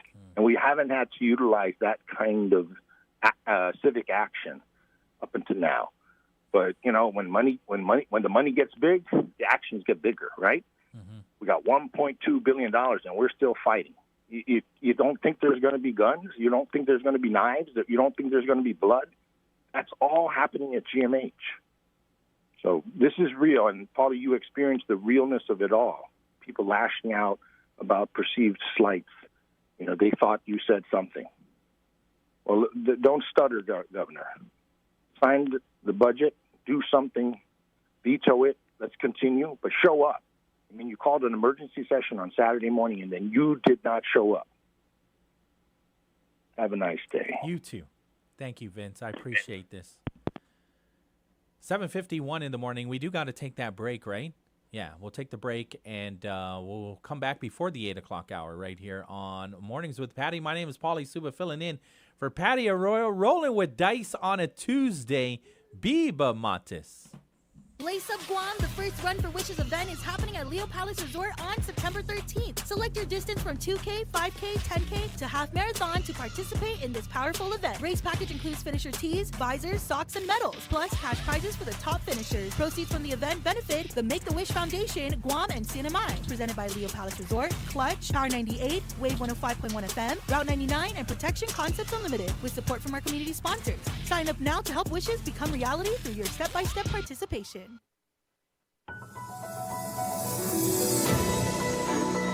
Hafa Adai, Guam. Good morning, guys. Welcome back. Mornings with Patti on the Wave 105 FM, hosted by Pauly Suba on a Tuesday, September 2nd.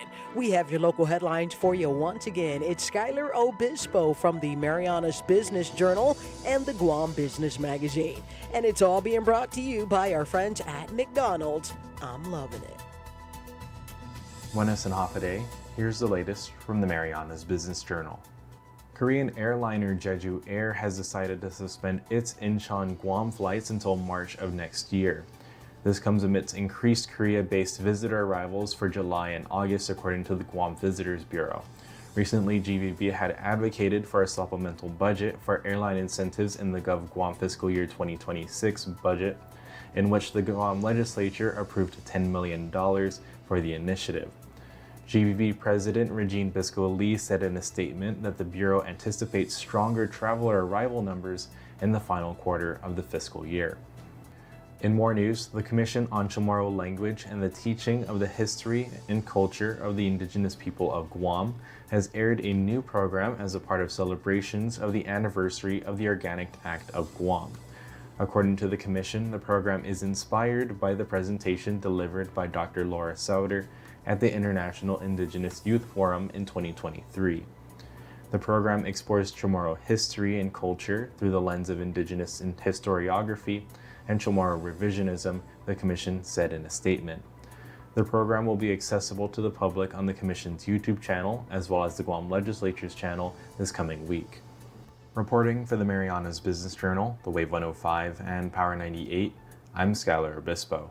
Bolt your doors, lock your windows, turn off your lights, and come with me into the Weird Darkness. I'm Darren Marlar, the host of Weird Darkness, every Thursday night from 6 to 8 here on Wave 105.1. Every week on Weird Darkness, you'll hear 2 hours of stories of the paranormal, supernatural, legends, lore, crime, conspiracy, mysterious, macabre, unsolved, and unexplained. Weird Darkness, this Thursday night at 6 on Wave 105.1.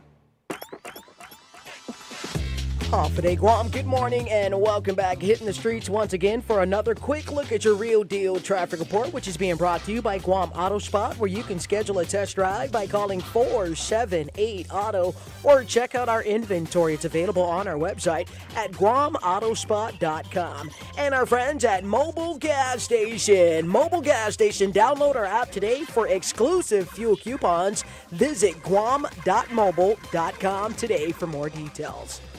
Looking at traffic right now around the central part of the island, that's where most of the delay is happening around the JFK Kmart intersection, ITC, FHP, as well as those of you getting up and around Village of Donkey. Getting around the airport this morning, we do have some north and both southbound traffic. Route 16 outside the National Guard Center or the Barragata Post Office, as well as those of you getting around the Crown Bakery 76 Circle K intersection or Mong Mong to Mighty. That's going to be along Route 8 this morning. You will find additional delays around Payless in Mighty or getting around Harvest Christian Academy. Eyes on the roads, not on the phones, no texting and driving on the streets of Guam. Ensure that your seatbelts are fastened and that our kids are strapped safely in the proper booster and car seats. It's your real deal traffic report for Mornings with Patti on the Wave of 105 FM, hosted by Pauly Suba on a Tuesday, September 2nd. Every company needs money for investments to help grow our working capital to take on today's economy. That's why Bank Pacific's commercial loan officers stand ready to help you. We offer several programs tailored to assist companies to get to the next step, or perhaps for a startup, including working with SBA and GITA. Bank Pacific. And we want to be your partner. Equal opportunity lender. Credit conditions apply. This is CBS. The views and opinions expressed in this show are that of the show hosts, guests, and callers. They do not necessarily reflect the views and opinions of the staff and management of Wave 105 FM, Glimpses Media, or any of our partners. As we strive to provide quality, respectful, and engaging content, we welcome you to participate in the conversation. Thank you for tuning in to Wave 105 FM, the sound of Guam. Enjoy the show.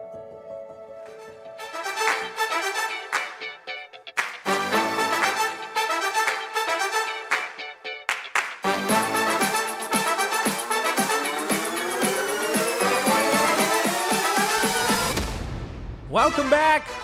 Mornings with Patti. My name is Pauly Suba, filling in for Patti Arroyo. Rolling with dice, 7:57 in the morning.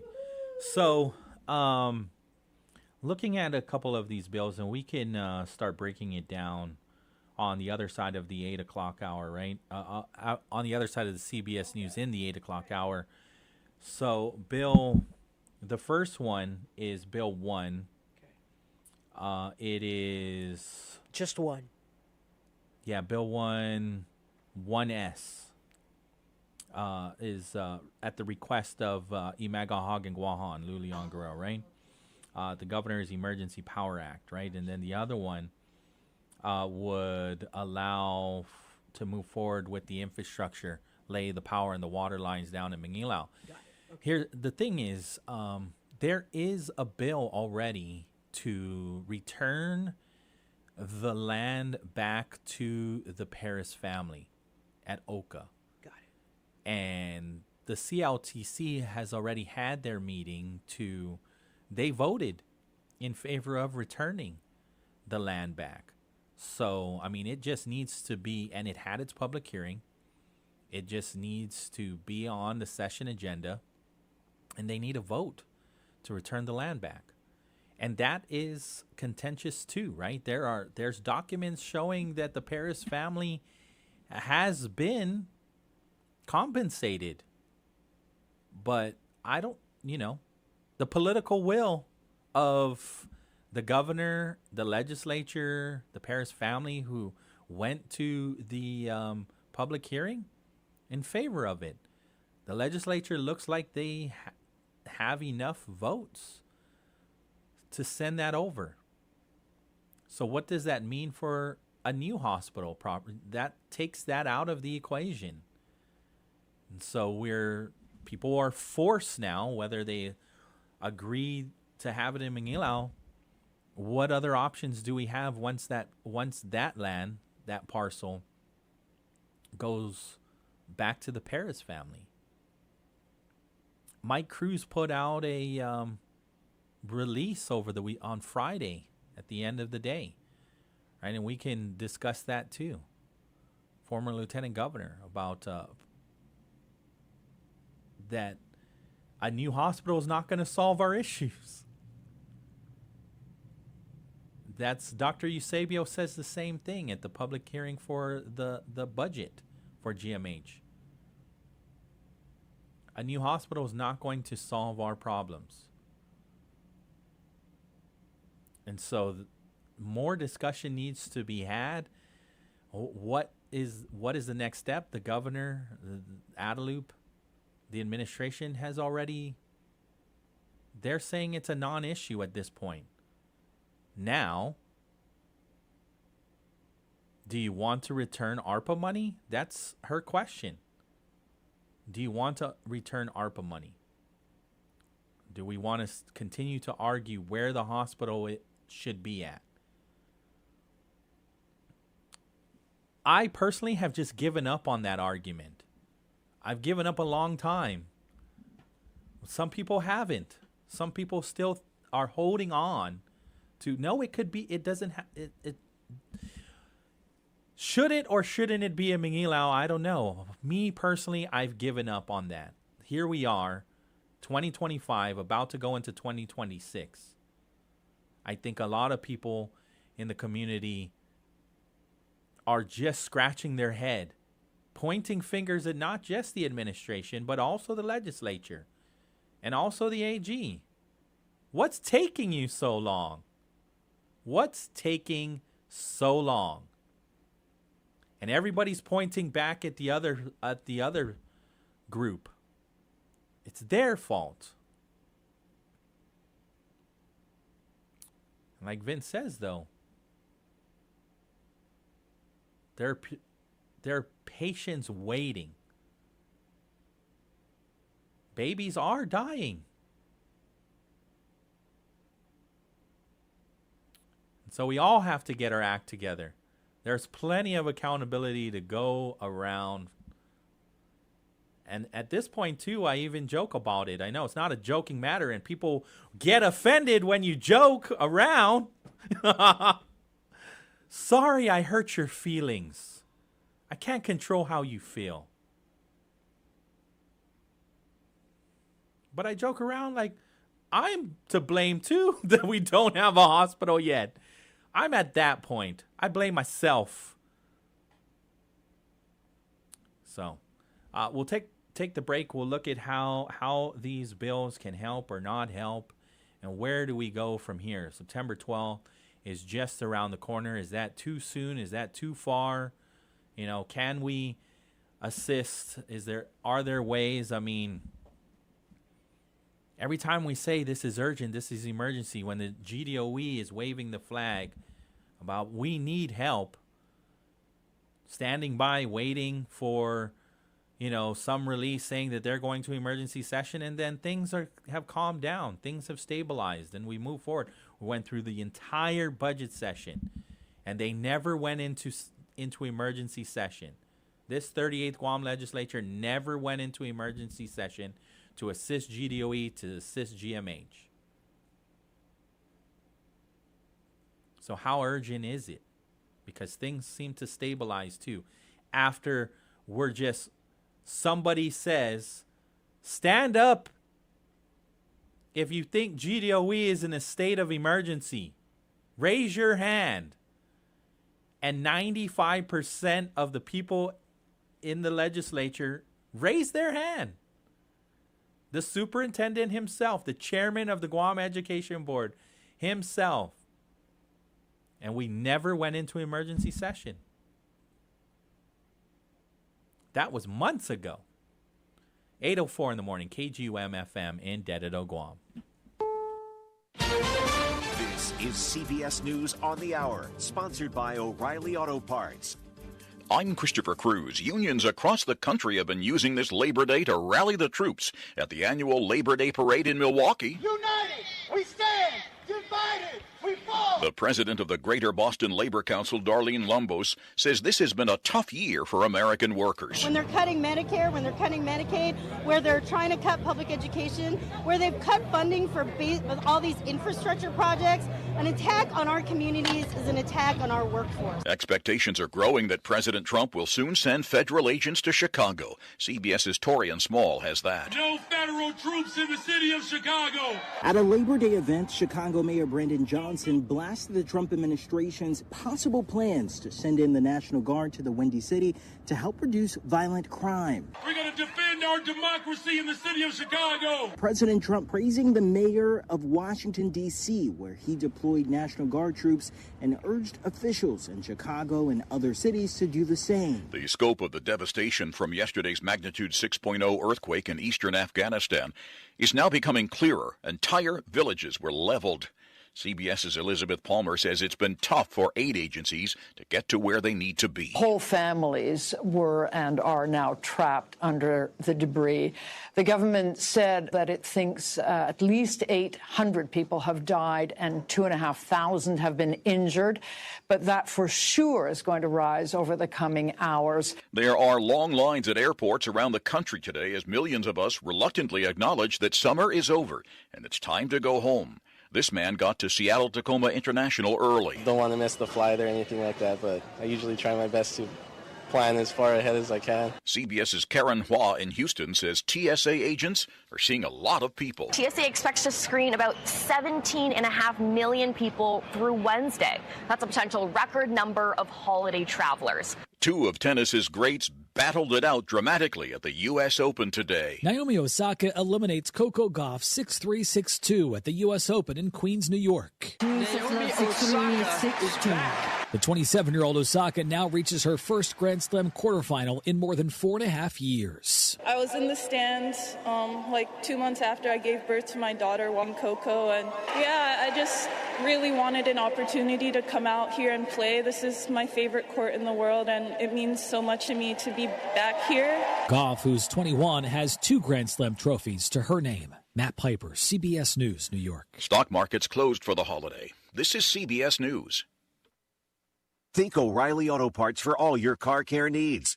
Get the parts and service you need fast from the professional parts people at O'Reilly Auto Parts. Hey, it's Mike Rohn. If I have a choice, I like to do business with companies that actually stand for something. That's why I switched from Verizon to Pure Talk. No offense to Verizon, I'm sure they stand for something. I just don't know what it is. Pure Talk, on the other hand, is a veteran-owned company that supports our military in a big way, and I appreciate that. Yeah, I also appreciate unlimited talk and text and plenty of data for half the cost of the big guys, and I do like being on America's most dependable 5G network for just $20 a month, but what I really appreciate is no contract, no cancellation fees, and Pure Talk's commitment to handle all their customer service in this country. I saw it for myself. I went to Georgia, I got a tour of their headquarters, I met their CEO, and I talked to the same customer service folks that you'll talk to when you dial pound 250 and say keyword micro. Switch today and save 50% off your first month when you dial pound 250 and say keyword micro. Pure Talk, a wireless company that actually stands for something. Europeans appear to be giving Teslas the thumbs down. Registrations of new Tesla cars fell 84% in Sweden this past August, with only 210 vehicles sold. They were down 42% in Denmark, 47% in France. Intense competition from cheaper Chinese EV models and some supply chain issues partly responsible. But there are signs CEO Elon Musk's controversial comments on race and immigration haven't helped. Vicki Barker, CBS News, London. It was 10 years ago today that Rowan County, Kentucky clerk Kim Davis denied marriage licenses to gay couples again in direct defiance of the orders of a federal judge. Davis invoked God's authority for her refusal and vowed not to resign, even under the pressure of steep fines or jail time. She would later spend 5 days in jail and is even now, a decade later, appealing a ruling ordering her to pay hundreds of thousands of dollars in legal fees. Christopher Cruz, CBS News. Hafa Adai Guam, it's The Guam Guy, and my podcast is now playing on Wave 105. Catch me every third Friday right after Patti at 10 a.m. for all things environment and adventure on The Guam Guy Show. Have wages caught up with prices? I'm Mark Hamrick with a Bankrate.com Personal Finance Minute. Even after years of strong pay increases, wages still haven't fully caught up with inflation. According to Bankrate's 2025 Wage to Inflation Index, prices have risen 22.7% since early 2021. Wages are up 21.5%, so that leaves a shortfall of 1.2 percentage points. This is progress compared to the worst of it. The gap peaked at nearly 5 points in 2022. Households are paying more than they're earning back still. Americans are noticing. Bankrate's Consumer Sentiment Survey finds more than half say the economy is on the wrong track, and one likely reason is their pay still hasn't fully recovered from the post-pandemic surge in prices. Is there good news? Perhaps. In industries like retail, healthcare, and hospitality, wages have outpaced inflation, but in areas including education, construction, and manufacturing, paychecks are still falling short. For more, check out Bankrate.com. I'm Mark Hamrick. Country music lives on Route 99 FM. Tune in to 99.5 FM or listen live online at Route99FM.com to catch all your favorite country music nonstop and direct. 24/7 country music. Classics, throwbacks, and the chart toppers are keeping you cruising on Guam's road to all country music, Route 99 FM.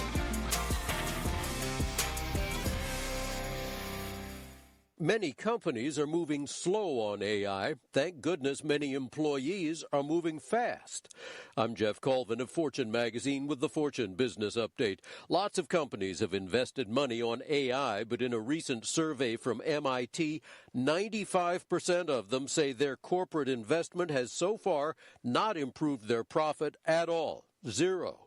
Fortunately for those companies, however, their employees are moving ahead on their own, and they're not telling their employers about it. They're just using their own personal accounts with ChatGPT or other AI providers, and that is almost certainly improving productivity. As employees become more familiar with personal AI tools that suit their needs, they become less tolerant of their employers' slow-moving official AI projects.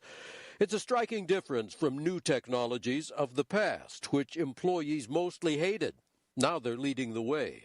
I'm Jeff Colvin.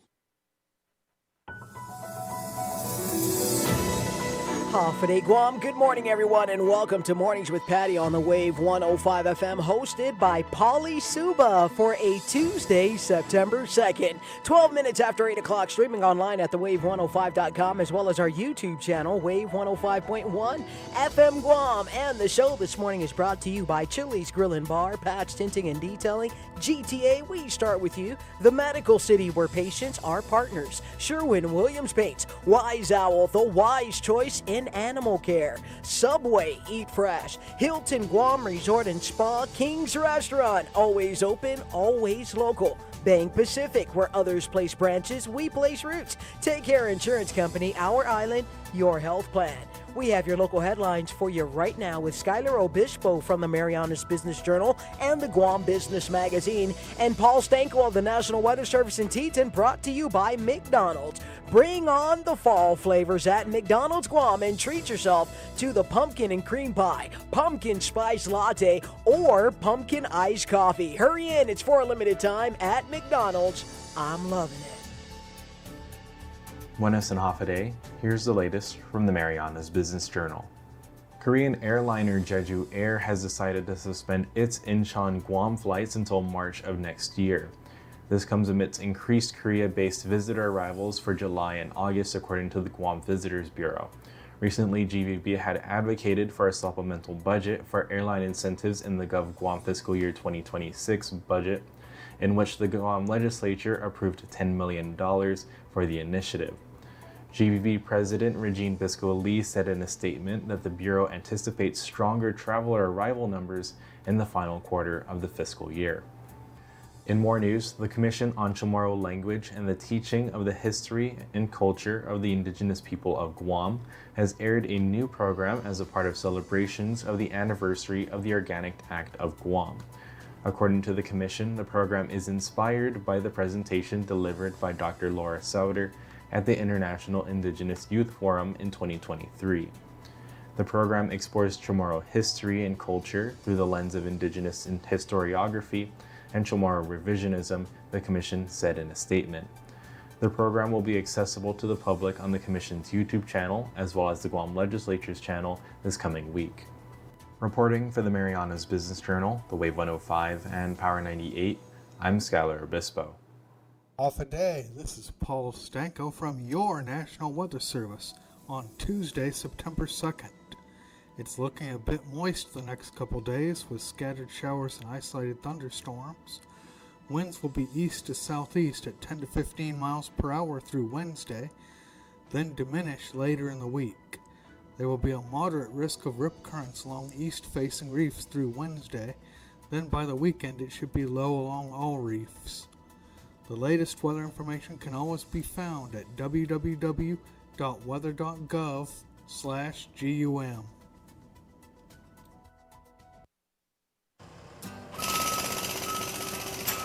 Every company needs money for investments to help grow a working capital to take on today's economy.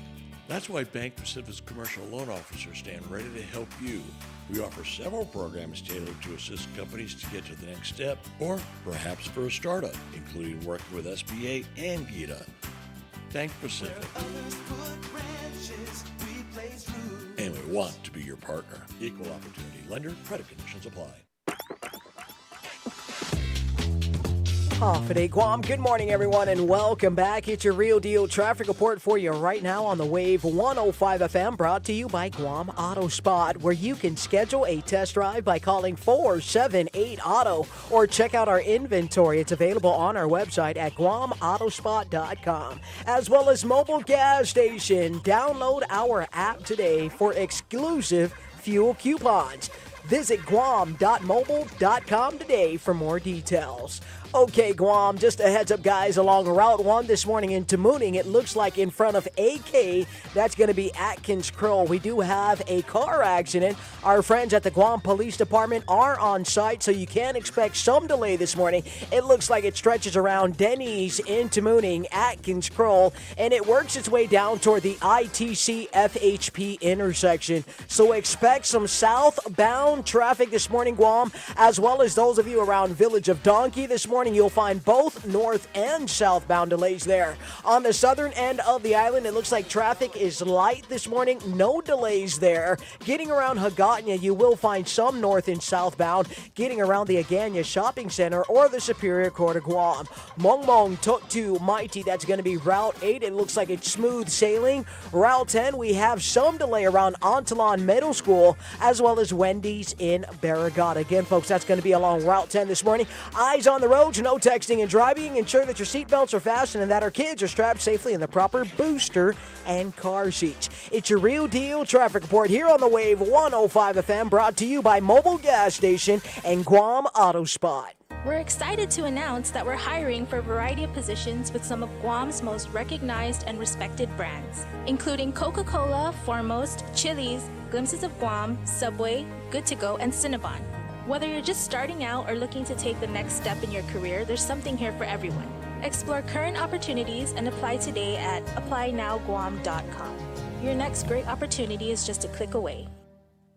Get double the speed at zero extra cost with GTA Fiber. Experience super fast and reliable fiber internet speeds, now starting at 200 Mbps to 1 gig, with upload speeds just as fast as download speeds and 100 times faster than cable internet. You can enjoy lag-free gaming and clear video calls. Fast is also affordable. Sign up for Fiber 200 for only $70 a month. Visit gta.net or call 644-4482. Terms and conditions apply. Think you've got what it takes to win? Tune in every Friday on Wave 105 FM with Patti Arroyo for the Hilton Trivia Challenge. Test your knowledge and you can score dinner for two at the Hilton Guam Resort and Spa. It's brought to you by the Hilton Guam Resort and Spa, only on Wave 105 FM. Craving bold flavors and unbeatable value? Introducing Chili's Double Down Feast. Choose from chef-crafted protein pairings like zesty margarita chicken with ancho salmon, or go premium with the classic sirloin and half rack of ribs. All served with loaded mashed potatoes, starting at just $24.99. It's a feast made to satisfy. With more pairings to try, one visit won't be enough. Only at Chili's. More life and great value happen here. It just works. Wave 105 FM.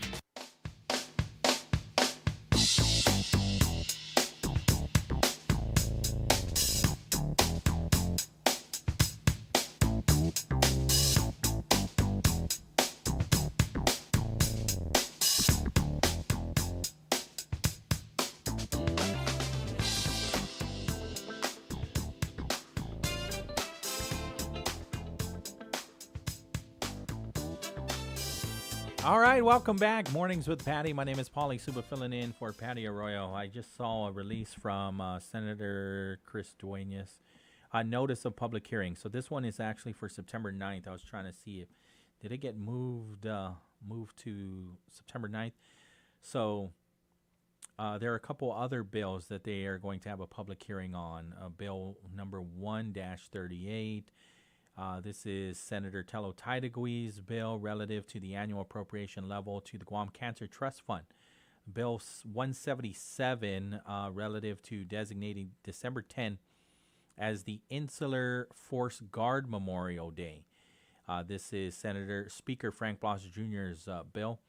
And then Bill 128, Senator Therese Terlai's bill, relative to requiring that copies of petitions for above-step recruitments be posted on the Guam Public Notice website and sent to the Speaker of Legislature in Guahan. And so those bills will be heard. They'll have a public hearing on September 9th at 2 p.m.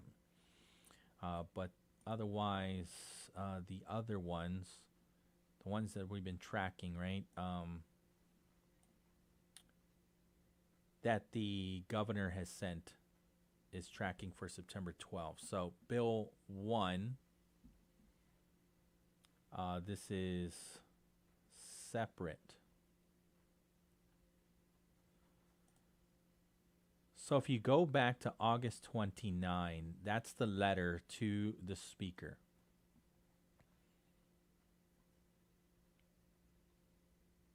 Requesting that they have that they go into special session to look at these two bills. And when I saw it at first, it didn't even have a bill number, but they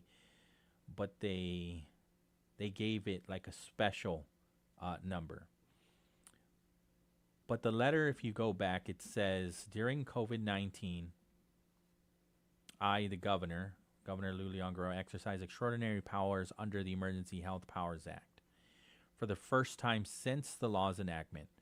Though the Act contains certain provisions specifically intended to address public health emergencies, numerous other provisions related to planning, organization, and implementation of emergency response measures would be useful in any emergency, even after COVID-19, even after the public health emergency ended on COVID-19.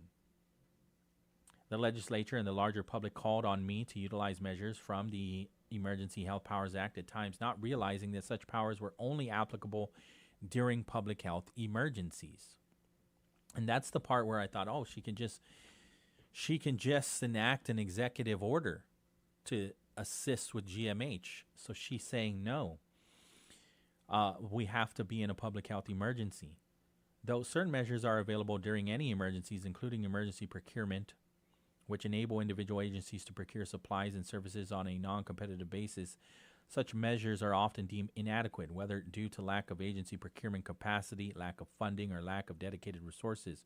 Recently, GMHA experienced an emergency due to an electrical issue, which caused significant damage to power infrastructure within the hospital. Consequently, several senators called on our administration to activate emergency measures to address the hospital needs, measures that unfortunately are not available during ordinary emergencies. She said, I understand that emergencies often endanger the health and safety of our community and require focused multi-agency efforts to resolve. I agree that emergency procurement measures are available to agencies under the law are at times inadequate to address particularly urgent or time-sensitive emergencies. As the head of the executive branch of our government, I am prepared to take the reins in the event of such emergencies to ensure the highest levels of accountability.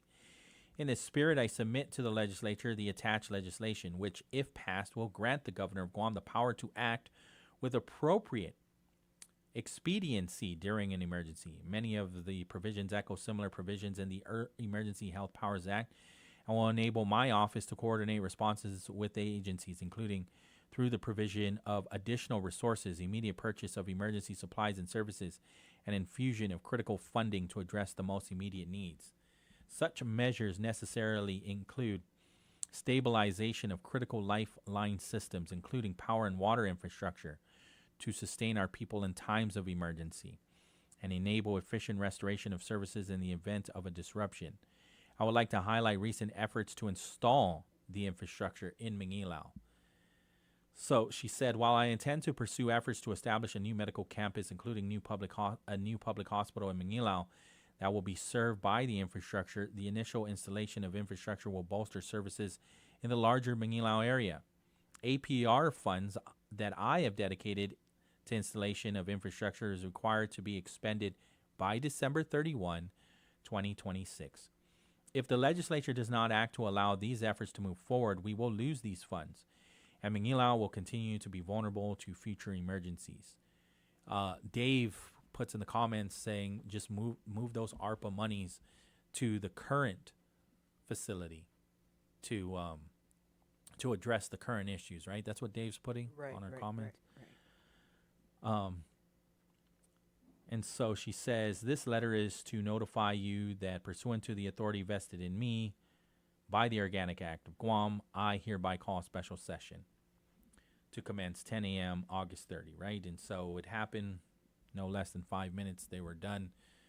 And then they were basically sent to Senator Chris Dueñas's committee, and they will have its public hearing. And he's inviting everybody to speak for or against this. Let's hear from everybody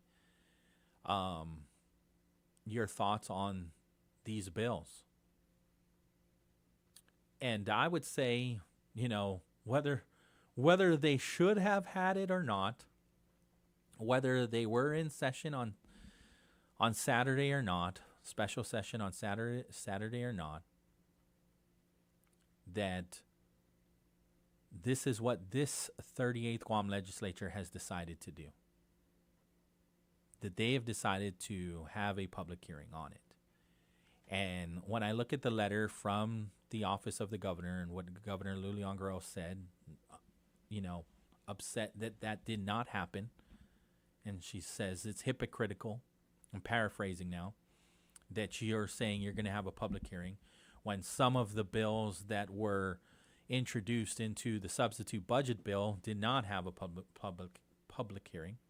If it's Bill 11 that she's talking about, then it did. It had 2 public hearings, but they did not vote on it, which I was actually confused. And so this is how little I know, because I was speculating, right? I'm not in whether people think so or not, nobody's leaking any information to me. Maybe the rifle, maybe that was leaked, but I actually found that on a family chat. Nobody sent that to me directly, this rifle proposal. It was on a chat group that a family member had put in and said, what's this? I opened it up. I'm like, what is this? And reached out to, officials. Radio silence. Even a FOIA to the legislature, to the powers that be, the director, Joanne Camacho, the speaker, Frank Bloss, the vice speaker, Tony Atta, the legislative secretary, Sabrina Salas-Mantanani. And even the FOIA said, well, because it's in draft form, we are not required to send you all communications related to this PDF that you had sent over. I'm like, oh, really? Okay, well, look at this letter from Senator Shelley Calvo to the director of the commission, who doesn't say it's a draft, says it's a proposal. And she's calling it out, saying, I don't agree with this proposal. That the commission, along with all of these other agencies, are essential. Then a response back from the director, I have nothing for you. So I learned more during the debate on the budget bill of what that was. Only a draft. It was leaked. But what was in it was pretty offensive. I would say more offensive than what I said about the Washington Redskins keeping its name or bringing its name back. By me saying that, I'm advocating for the genocide of First Nations people. Wow. You put that on me? I had a direct impact on the genocide of First Nations people? That's a far reach. That's extreme. I am a terrible person. How dare my parents? You put me in the same category as people that commit genocide? I apologize for upsetting you. I can't control your feelings. Every now and then I'll see an executive order from President Trump. I'm like, I'm offended. He needs to apologize to me.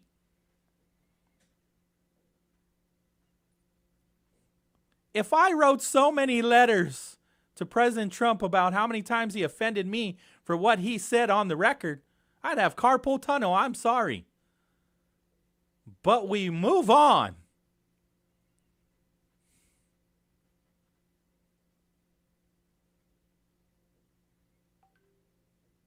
So, I digress. Sorry, I'm shouting like Senator Shango Matata. You're shouting. Does he shout? He shouts? His voice. He shouts? His voice projects.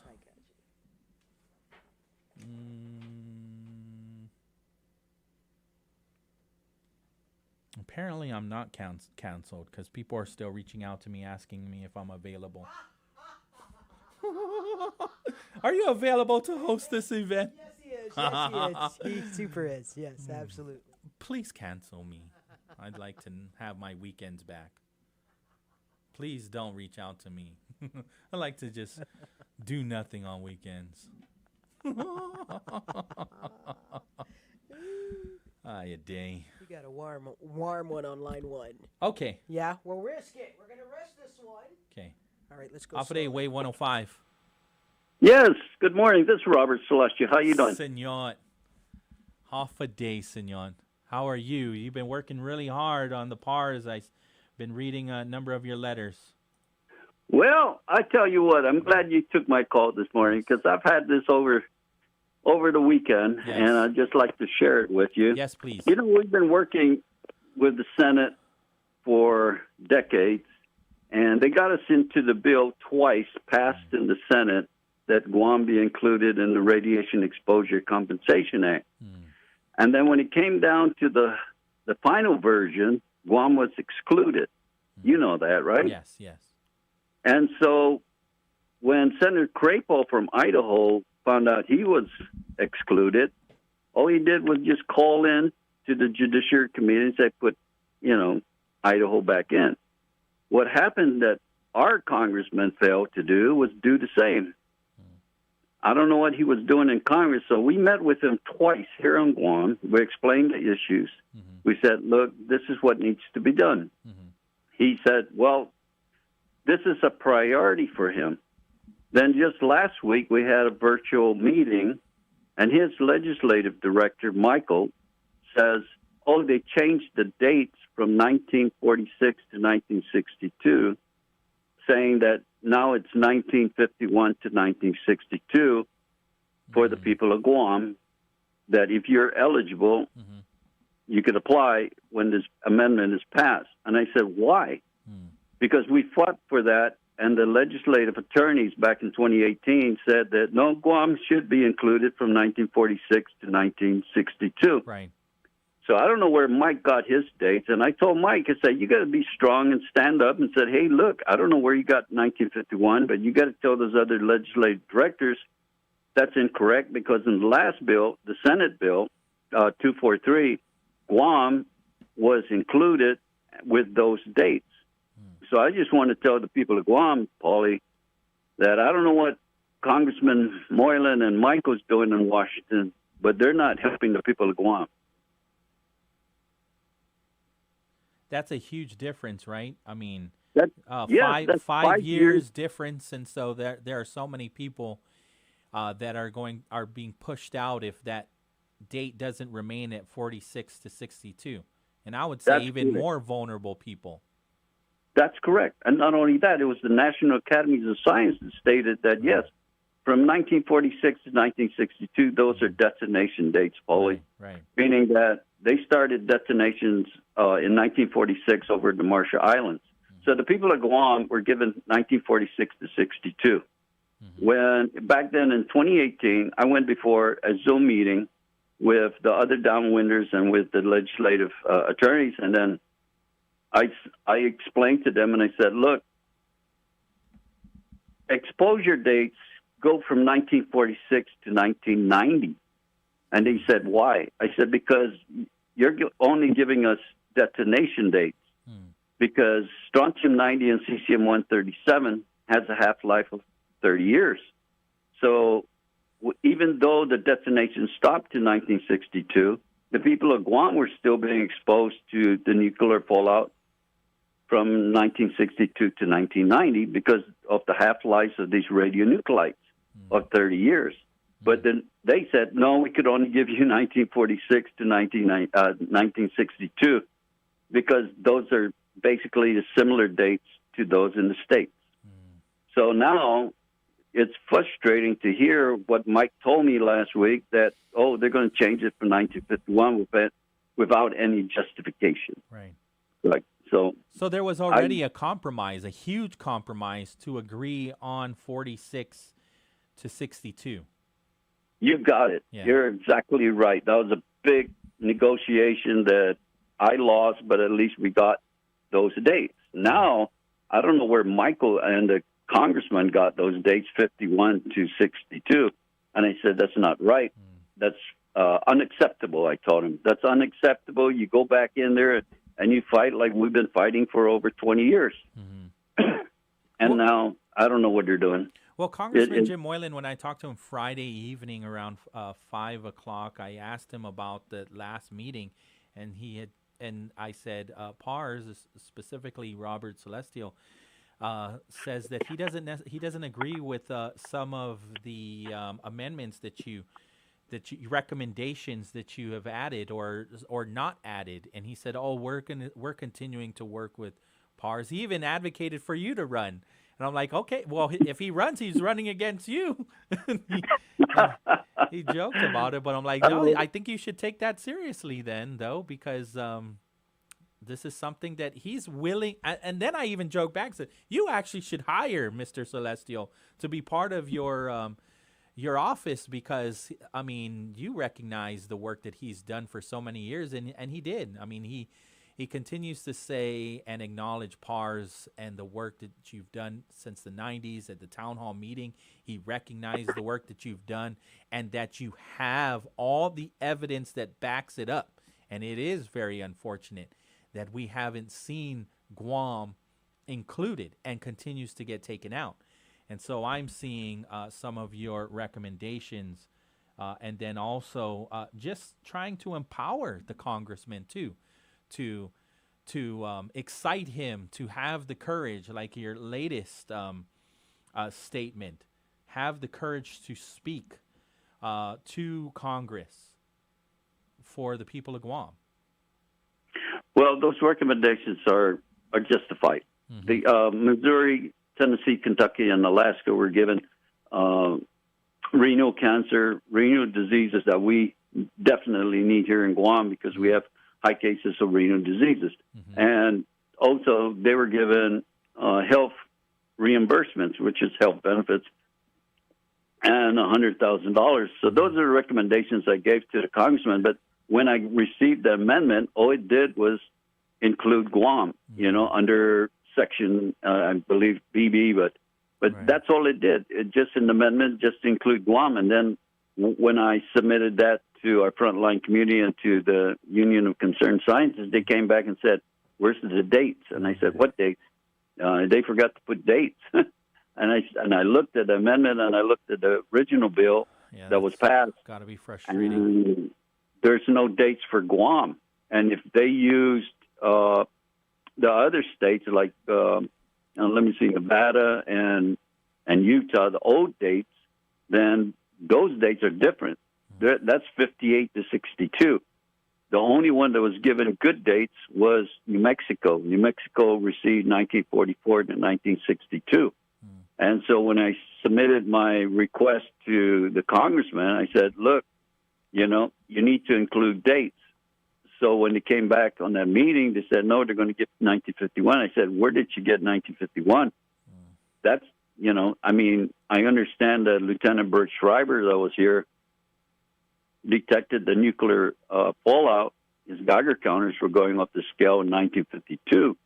But that's just to detect the nuclear fallout. But we were being exposed from 46 to 62. And I told Michael, I said, you got to go back and argue this point to the other legislative directors so they could, correct, not only correct, but make sure that these dates are good for Guam.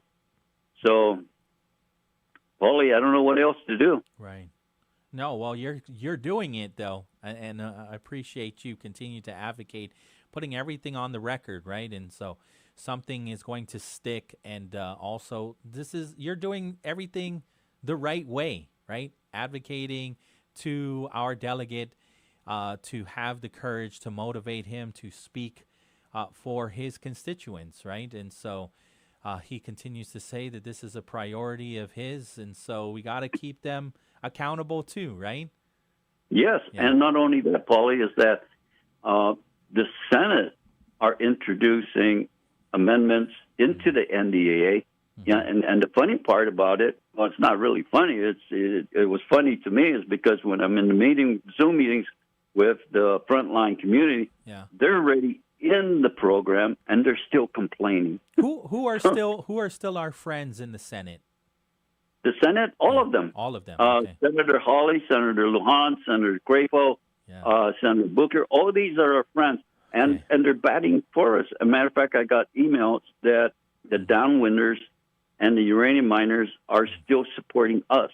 They're still supporting us, meaning that if we need any help, they'll submit letters. They're talking to their senators and congressmen, like Congresswoman Fernandez from New Mexico, Vasquez.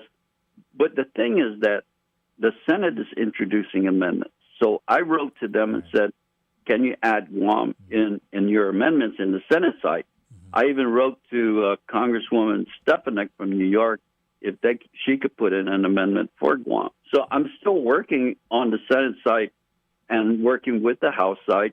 It's just that it's so frustrating that every time I try to impart to Michael and the congressman, I said, if you don't ask, they're not going to give it to you. Right. And so you didn't even ask for these, for the same things for Missouri and Alaska and these other states. Right. Why didn't you? Why didn't you put in an amendment that put, the renal cancer, the renal diseases, the health benefits, and $100,000? So, their excuse was so lame. They said, we just want to get in, and then later on we'll put in for the other ones. I said, you know what? But people it's are taken dying. So many years to get this far, and then if you don't ask, they're not going to give it to you. Right, because they might also turn around and say, well, we gave it to you, remember? Remember that time where we gave it to you, and wait, you're asking again? Now it's a long uphill battle, right. and so you don't have time. I mean, unfortunately, your members are in the obituary. Exactly.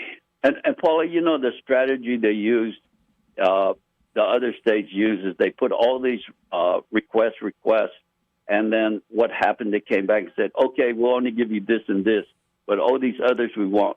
So by him eliminating the other requests, by not even placing an amendment, it doesn't give the option. Meaning I told the congressman, I said, look, if you put these other requests in, they might give you 2 out of the 4 or out of the 5. But you just putting in just to include Guam and say, we're going to include the rest down the road, they're not going to do that. They had remember, Pauly, 2 years ago, we had a 2-year extension just to fight for that, to get to where we're at today. Yes. Yeah, the program almost ended, and so they had to include another 2-year extension, which they did, and that's how this bill, through the reconciliation bill, got passed. But Guam was excluded, Colorado, Montana got excluded. Now we're trying to get back into the picture So I told him, I said, you need to put all these things in because what's going to hurt? But he didn't do it. And that's why it's frustrating. Yeah, understood. And the people of Guam are I don't know what else to say. It's just that we need help. We need help from our governor, the legislature, everything. And the people of Pars were frustrated, you know. The resolution from the legislature, right? That was passed, right? Senator Therese Terlai's resolution. Yes. Yeah. As a matter of fact, I even wrote a letter to the Speaker Bloss, and he said he's going to try and help also. Yeah, absolutely. It's a new legislature, and so there is some weight when it comes because that's through the legislature, through these resolutions.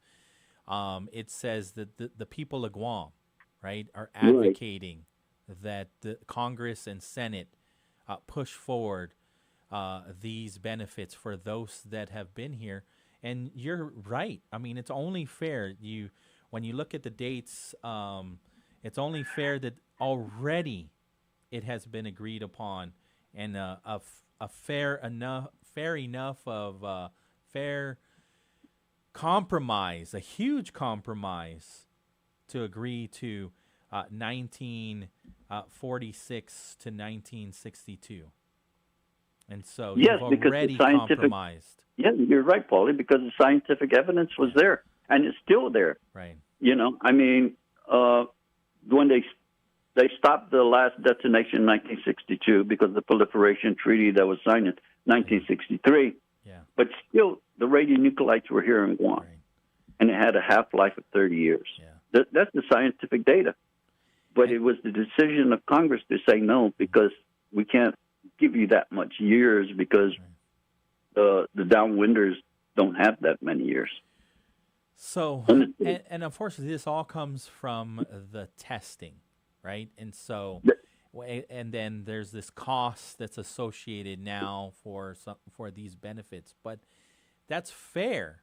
This is compensating on the injustices that were caused by the people due to the radiation, due to the nuclear testing, and so it comes at a cost, and so you're required to address these injustices that were caused by the federal government. Otherwise, stop testing all of it then. Exactly.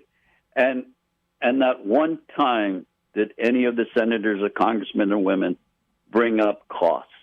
They've always gone up to the podium and said, this is the right thing to do. Right. They never brought up how much it's going to cost. The only one that does that is our congressman. Because lives, human lives, American lives, are invaluable. I agree. Yeah. I agree. And we have to continue. You know, I wrote a letter to another journalist in the States, and I told her, I said, that Guam's still in the battlefield. The other states were, taken out of the battlefield and brought to safety, but we're still in the battlefield in Congress to fight for what is right. And I never brought up anything about costs. That's the biggest mistake, that if Congressman Moylan brings those issues up, every time he brings it up as an excuse, I tell him, I said, that's just an excuse. Our CBO score, which a lot of people don't know, is called the Congressional Budget Office, gives a score to whatever bill is being implemented. So our CBO score was $650 million at that time. It's dropped to $450 million. Right. Missouri and Idaho CBO score was $1.7 billion for their state. Right. So what are they discussing about it's going to cost Guam? We had the lowest CBO score. So why were we excluded? And I'm still trying to find out why. Even though we had the scientific evidence, we had the lowest CBO score, something happened in Congress, some kind of conspiracy that said, let's take Guam out. Why? I don't understand, because we were passed twice in the Senate, if you could remember. Senator Hawley's bill got passed twice in the Senate with Guam in it. And then on the third round, we were taken out. Doesn't make any sense. So here we are today. And I'm fighting hard, Pauly, because our people deserve this. Right. Absolutely. Well, thank you so much for calling in. Thanks, Pauly, for having me. Absolutely. And we'll continue to update the people of Guam and you coming down the future. Thank you, sir. Okay. God bless, my friend. God Okay, bless bye-bye. you, senor. Because this is a real issue. This is relevant. This is happening right now. And yeah, I mean, should we take emotion out of the conversation? No. No, we should not take emotion out because it is true. People that lived here, 1946, between those years, you're going to see them in the obituary today. We are losing our loved ones every day. And so I understand it. I get it. 8:51 in the morning. If you're trying to get in, now's a good time to call in. Because in the 9 o'clock hour after the break, we're going to have the Girl Scouts come in. Samantha Owen, the director of the Girl Scouts, is coming in. And we're going to spend about, half of the 9 o'clock hour with her. And so if you got anything on your mind, 671-922-1051 or 1052. Feel free. I know we haven't even taken the break, but I did not want to take the break and lose Senor Celestial. So we have somebody else? We got Mr. Pete Santos. Hey, Attorney Pete Santos. Hafa Adai, Senor. Hafa Adai, Pauly. How was your weekend? It was well. I mean, I ended up celebrating my nephew's first birthday party over at the Lime. That's a great venue to have a birthday party or a venue. And then Sunday, I spent it with Gov Guam employees. Yeah, I saw a lot of pictures. There was a lot of panda bears.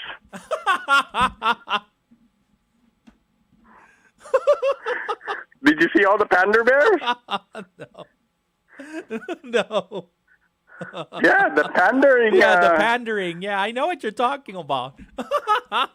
Yeah. I mean, if they don't show up, then they'll be, hey, so-and-so didn't show up. Why? So you're damned if you do, you're damned if you don't. So you might as well go and pander. Right, yeah. Because if they don't show up to your matai, you also get called out. And then when they say, hey, so-and-so is at the matai, all he's doing is being a pander bear. But if they don't come to your matai, you get called out too. Yeah, I won't say his name, but I remember a particular politician had a reputation for showing up to all the matais, and his envelope was always blank and empty. Oh no, that's terrible. Yeah. What's that mean? A lot of people put two and two together. You just want to show the camera or the people that you put something in the box. Yeah, that's wrong. What's that mean? The name, so I'll remember. he's no longer on island, actually. Okay. Yeah. Well, still, I want to know now. I heard that guy calling early this morning. Pauly, I just wanted to say everyone has a right to their opinion and everyone has a right to be offended. But you don't have a right to make others, to force your opinion or you're being offended on others. So don't worry. I'm brush not it worried. off. Sota prim. Yeah. Like my 8-year-old nephew says to me, Sota prim. Hey, if I worried about what everybody said about me, I wouldn't even be in this. I would have quit a long time ago, friend. You would have silver hair like your dad. I would have quit a long time ago. I will never leave my house, and so that's just life. Yeah, I mean, it's okay to respect other people's opinion, and it's okay to have an opinion, and it's okay to get offended, but you can't expect other people to share your opinion. You can't force them to share your opinion, and you can't force them to be offended like you. But it was just it was unfair to put me in Yeah, the same that's all it is. in the same category as those that commit genocide. Are you kidding me? Yeah. But it's Yeah. whatever. It's whatever, my friend. What else you want to talk about? Yeah. Oh, this week we start Eskwela Manyana gi Horao, the tomorrow classes for the parents over at Horao. And I was just talking with one of the parents this morning, having a very deep and meaningful conversation. And he's on his journey as well, learning. So it's the point is Horao is a full, all aspect learning experience for the children there. You don't just drop your kids off and pick them up later on. It's a fully engaged, all family members, come and help develop and learn along with your child. So kudos to the people at Horao that are doing what they do to perpetuate and promote and foster perpetuation of the Chamorro language and culture and heritage, because it's needed. It's needed. There's a lot of people that are within that gap of generations, right, where their parents didn't learn, and they don't know, and they want their kids to know, right? So that's the beauty of Horao, and of course they're always looking for more to join into the movement. It's not just a school, it's a family, and it's a movement. Biba. So this week, for all those Horao parents, encourage everyone to participate. Not only that, we participate in a family outing, and we also participate in community service. So every month there's a family gathering, and then every month there's also a event where we give back to the community. Yeah. Nice. So, all right. Thanks, Pauly. Well, thank you. And keep doing what you're doing. I've seen a lot of hosts, and none of them come close to you. Everybody vote Pauly Suba. Pika's best. Yeah, day. Stop it some more just because you're from Agnet. You're making me blush. Esta. Have a great day, my friend. You too. You too. 8:57 in the morning. Yeah, so that's what I appreciate the discourse for sure, but even Attorney Pete, he's very passionate about how he thinks things need to be in government, especially at the Attorney General's office. I think even Vince, when he calls, how we need to run GMH. And I respect all of those opinions and perspectives. I don't always agree. I don't always agree with the Attorney General. But what I will say is these are elected offices. I don't always agree with the governor, but these are all elected offices. And so I respect their titles. I respect their authority. But you can call them out, too, for it. But even for myself, if I offend you,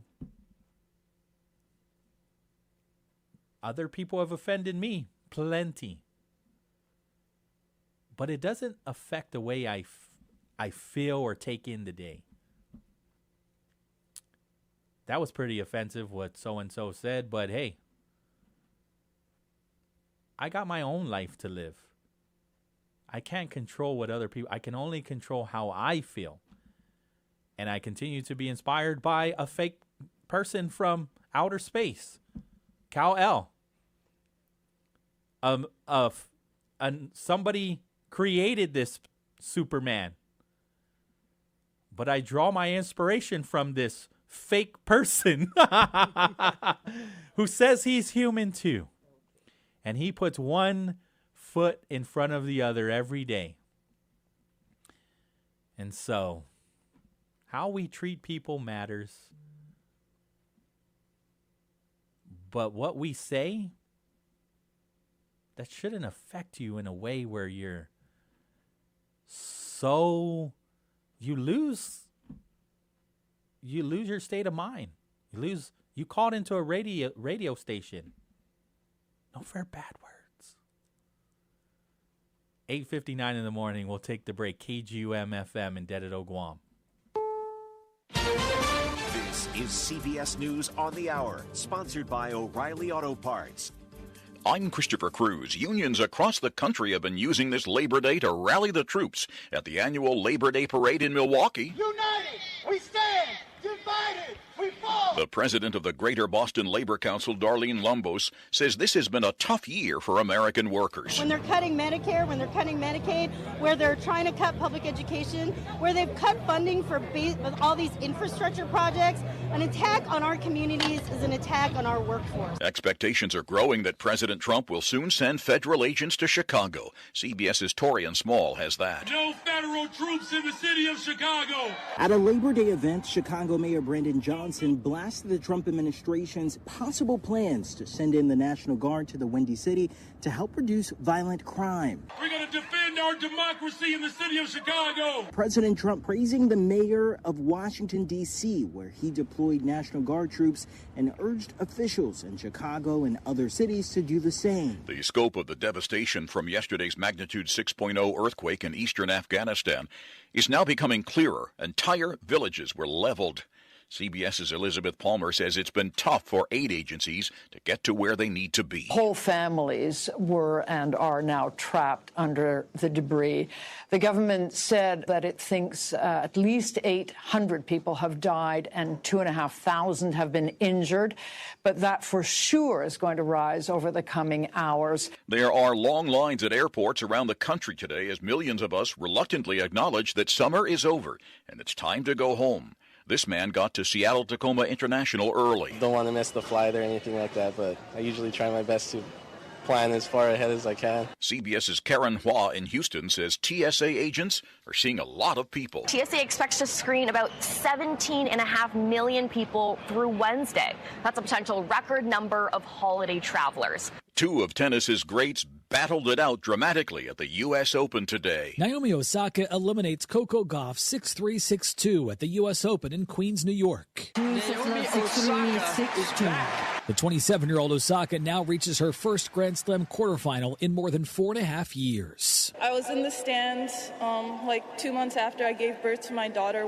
Coco, and I just really wanted an opportunity to come out here and play. This is my favorite court in the world, and it means so much to me to be back here. Gauff, who's 21, has 2 Grand Slam trophies to her name. Matt Piper, CBS News, New York. Stock markets closed for the holiday. This is CBS News.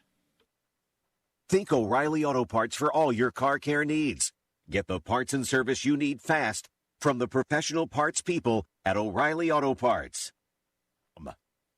Hey, it's Mike Rohn. If I have a choice, I like to do business with companies that actually stand for something. That's why I switched from Verizon to Pure Talk. No offense to Verizon, I'm sure they stand for something. I just don't know what it is. Pure Talk, on the other hand, is a veteran-owned company that supports our military in a big way, and I appreciate that. Yeah, I also appreciate unlimited talk and text and plenty of data for half the cost of the big guys, and I do like being on America's most dependable 5G network for just $20 a month, but what I really appreciate is no contract, no cancellation fees, and Pure Talk's commitment to handle all their customer service in this country. I saw it for myself.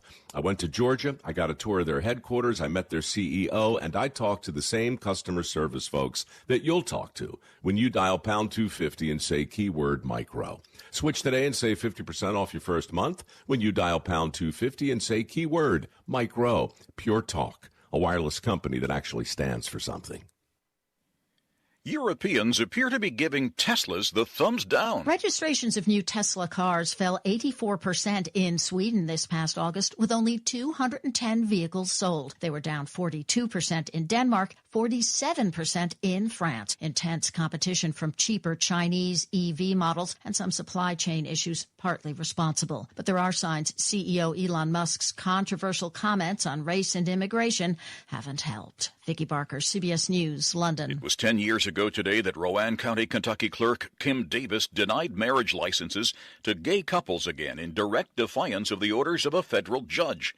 Davis invoked God's authority for her refusal and vowed not to resign, even under the pressure of steep fines or jail time. She would later spend 5 days in jail and is even now, a decade later, appealing a ruling ordering her to pay hundreds of thousands of dollars in legal fees.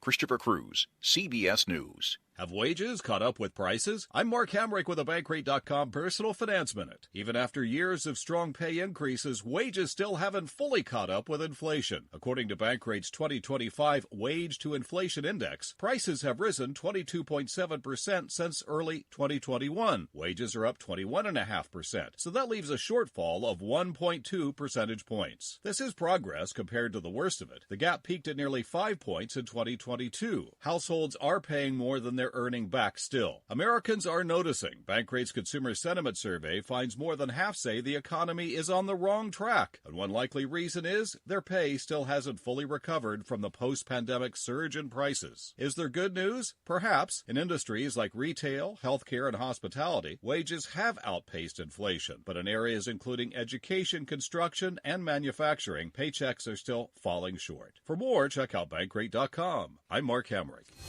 Hafa Adai Guam, it's The Guam Guy, and my podcast is now playing on Wave 105. Catch me every third Friday right after Patti at 10 a.m. for all things environment and adventure on The Guam Guy Show.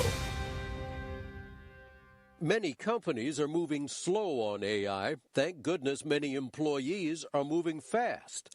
I'm Jeff Colvin of Fortune Magazine with the Fortune Business Update. Lots of companies have invested money on AI, but in a recent survey from MIT, 95% of them say their corporate investment has so far not improved their profit at all. Zero. Fortunately for those companies, however, their employees are moving ahead on their own, and they're not telling their employers about it. They're just using their own personal accounts with ChatGPT or other AI providers, and that is almost certainly improving productivity. As employees become more familiar with personal AI tools that suit their needs, they become less tolerant of their employers' slow-moving official AI projects. It's a striking difference from new technologies of the past, which employees mostly hated. Now they're leading the way. I'm Jeff Colvin. Political status impacts almost every aspect of our lives on Guam, but many are unaware of our right to self-determination and decolonization. What does it mean, and how can it improve our quality of life? Join the conversation, ask some questions, and learn more about your right to self-determination and the 3 legitimate political status options for Guam. Tune in to Challenge the Status Quo every Monday from 10 a.m. to noon on Wave 105.1 FM, presented in partnership with the Commission on Decolonization and Glimpses Media. Every milestone tells a story. The Hilton Guam Resort and Spa believes those stories deserve more than a party. They deserve a memory. Whether it's a wedding, a christening, a birthday, or an anniversary, the Hilton will make your special day effortless, elegant, and unforgettable. And when you book your banquet, you'll enjoy exclusive savings on guest rooms. Choose Hilton Guam Resort and Spa because your moments matter most. Call 671-646-1835, extension 5306 to start planning today. Talk the way it should be. Wave 105 FM. The views and opinions expressed in this show are that of the show hosts, guests, and callers. They do not necessarily reflect the views and opinions of the staff and management of Wave 105 FM, Glimpses Media, or any of our partners. As we strive to provide quality, respectful, and engaging content, we welcome you to participate in the conversation. Thank you for tuning in to Wave 105 FM, the sound of Guam. Enjoy the show.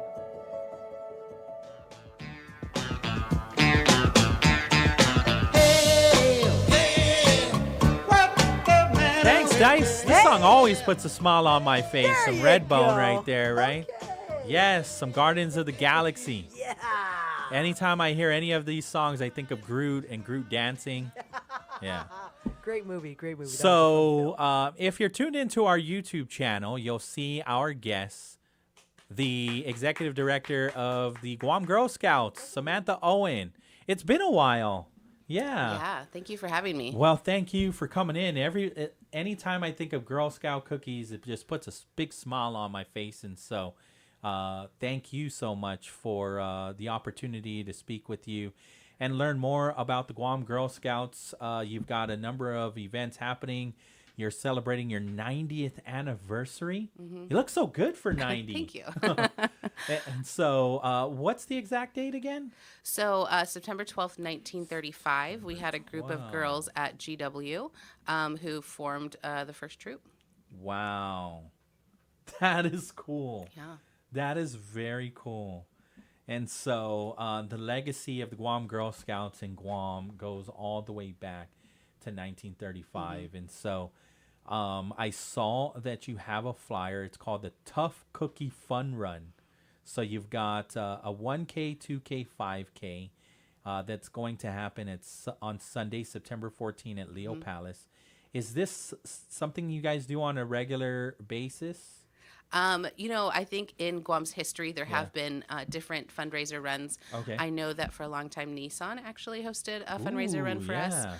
We may have been a beneficiary of other runs. Okay. But I've only been director for about not quite 2.5 years now. Okay. And this was kind of an idea I had to kind of bring the community together, raise awareness about we're still here. We've got a lot of good things going on. But as a way to bring the community together to support us, but also to kind of give back, right? Yeah. So a fun run is a great opportunity to get out, do something a little bit healthy, spend time with family and friends. And so we just feel really grateful for some of the partnerships that we've developed over the past couple months to put this whole run on. And I wanted to do it to coordinate with our 90th anniversary. So our birthday's on Friday the 12th, and the run is on Sunday the 14th. Very cool. And again, this is at Leo Palace. I see in the statement it says our tough course features an out and back route that has runners climbing uphill all the way back to the finish line. Are you up for the challenge? Yes. And so I've done a couple 5Ks at Leo Palace. Is it the normal course? So typically a 5K will go the loop, right? Yeah. So when you come into Leo Palace, you're going to take a right basically and just follow that loop all the way back. Yeah. What we're going to do is when you come into Leo Palace, we'll be kind of on the left, situated on the left-hand side. Okay. And instead of, taking the loop, you're going to go down the hill kind of on the back side of the loop and then just come right back up, which I actually did yesterday because Leo Palace has been hosting some training runs. Yes. And so...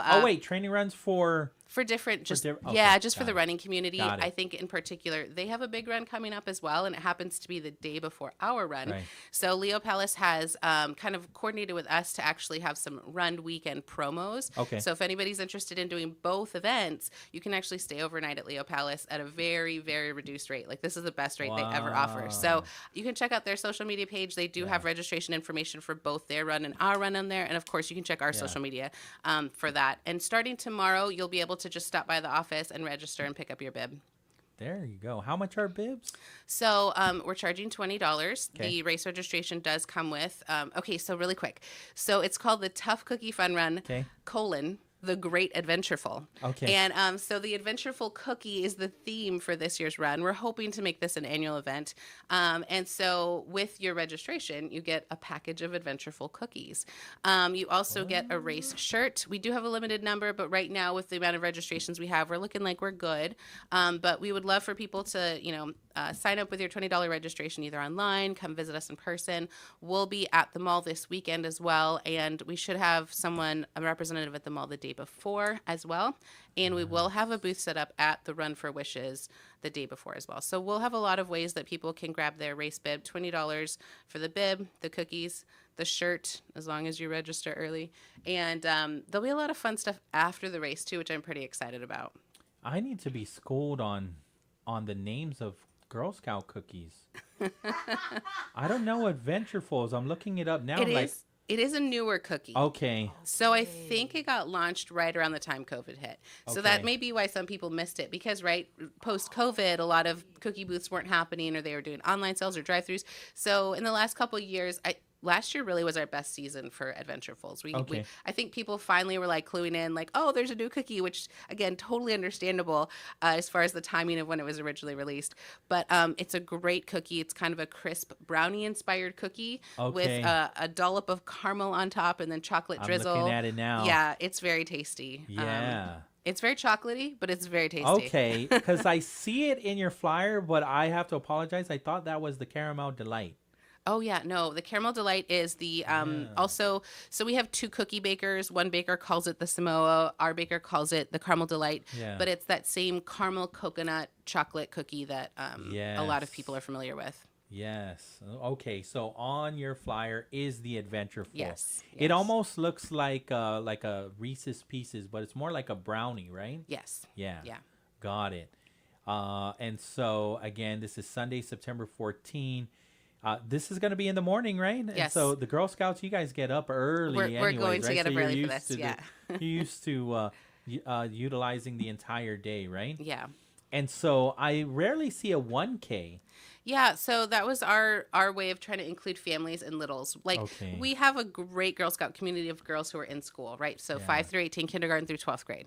But we also have a lot of, like, future Girl Scouts. You know, our families have maybe 1 or 2 girls in the program, and they've got a rising Girl Scout who's just waiting to turn 5 and be in kindergarten to join Girl Scouts. So we wanted to include the younger ones as well. So we thought the 1K route would make sure to include those, you know, preschoolers or smaller kids who still want to be a part, just like their big sister, and make it a little bit more achievable for the little ones. Okay. Yeah. Do you have pins too for these runs? Badges? Medals. Yeah. I mean, we'll be giving out race medals just like typical races. But as far as like you're talking patches and badges. There you go.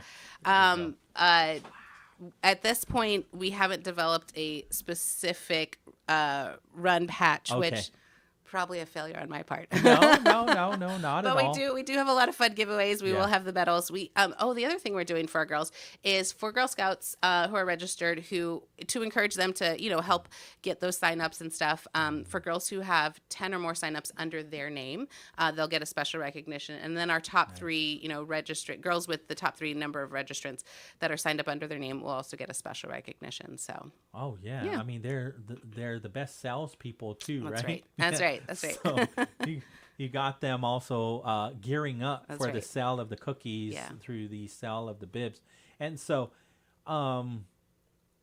the proceeds go towards, if you can share the importance of the Guam Girl Scouts. Sure. Yeah. So big picture, if we're talking about fundraising, Girl Scout cookie sales is our primary means of fundraising. Right. And the cool thing is that, you know, we actually purchase the cookies from the baker and all of the proceeds stay local. So how that money is spent is how the girls decide to spend it. A big chunk of it will be to maintain the council operations, right? So all that programming that we offer girls is from cookie sales, right? When we give them a free patch because you came to this event, that's paid for by cookie sales. So every time you purchase a package of cookies from a Girl Scout in Guam, all of that money stays here. Yes. It's either supporting the council operations or the girls directly because they get a portion of every package they sell directly to their troop. And so the girls plan all kinds of activities, whether it's horseback riding or even sometimes just going to the circus, right? It's a fun thing. It's a learning activity. But a lot of times they're doing service projects. So they've made donations to all different kinds of nonprofits, whether it's, you know, one Girl Scout troop several years ago was sponsoring SNP surgeries, right? And then another that's impressive. Girl Scout troops will often make purchases with their cookie money for donation drives. So they'll be donating, you know, school supplies or canned goods, but they go to the store and buy that with their cookie funds. So when you buy cookies, you enable our girls to stay in the program, but also to give back to their community, which is really cool because they'll be sitting there with, you know, looking at their bank account and they have to think through as a troop, how do we want to spend this money? We know we've been wanting to do this activity. We know we want to give back to this organization, and they make those plans, even from the littlest ones, which is really cute. My younger troop that I work with, they're in 2nd and 3rd grade. They wanted to be able to buy kitten and puppy food for, you know, some of the, you know, local nonprofits. Right. So it's a great opportunity. So that's cookies, and that's the largest chunk of our income, but it doesn't cover everything, which is why fundraisers like the Fun Run help to fill and you know, fill that gap. And so as we, you know, kind of creatively think through what the next decade or the next 90 years looks like, it's kind of thinking through these other fundraising opportunities. And so the Fun Run is a new thing for us kind of in recent history. And we're super excited about, again, the opportunity that it gives the community to come out and support us, but hopefully in a really fun way. And for us to be able to engage with the community, kind of give back as well. So absolutely. Yeah. Do you guys still do like the Jubilee where all the troops come together? I know. When does that happen? Well, so we're hoping to do that in the spring. So Okay. our birthday starts September 12th, and for the whole year we've got different activities planned. Yeah. So Okay. we're hoping we've got this run, we've got the Jubilee like later in the spring. We also have been working with Mr. Bevekwa at the museum so that we Yes. can do a museum Oh, exhibit about the yeah. Girl Scouts. So that'll also be in the spring. So yeah, we've got some exciting things planned for this year just to be celebrating Where they're throughout all the year. where all the troops are fellowshipping together. Yes, Yeah. yeah. So Absolutely. And so I saw a little bit of those photos on your Facebook. Mhm. You're doing some painting at the Guam Museum, right? And this is for an exhibit that starts tonight? Yeah, so the opening for the museum exhibit is tonight, but over the summer, in some of our summer programming that the girls could participate in, we had a couple day camps. We called them the Marine Life Day Camps, and our girls were, trying to check the boxes about different activities related to marine life. So we were able to coordinate with some great people over at Retidian, and they were able to take our girls out on a hike, take them to the beach to, special spots of Retidian that most people don't go to. But they got these guided tours and hikes, and then they came back and they were given canvas and paint and paintbrushes, and they got to paint some pieces that are going to be featured at the exhibit. So the exhibit runs from now until early October, and the event tonight is just the opening ceremony. So we're excited. My daughter, my youngest, has some artwork in there, and I'm excited to go Wow. check it out. So Yeah. That's impressive. And so as the lead up to your 90th anniversary, the 90th birthday for the Guam Girl Scouts is, again, September 12th.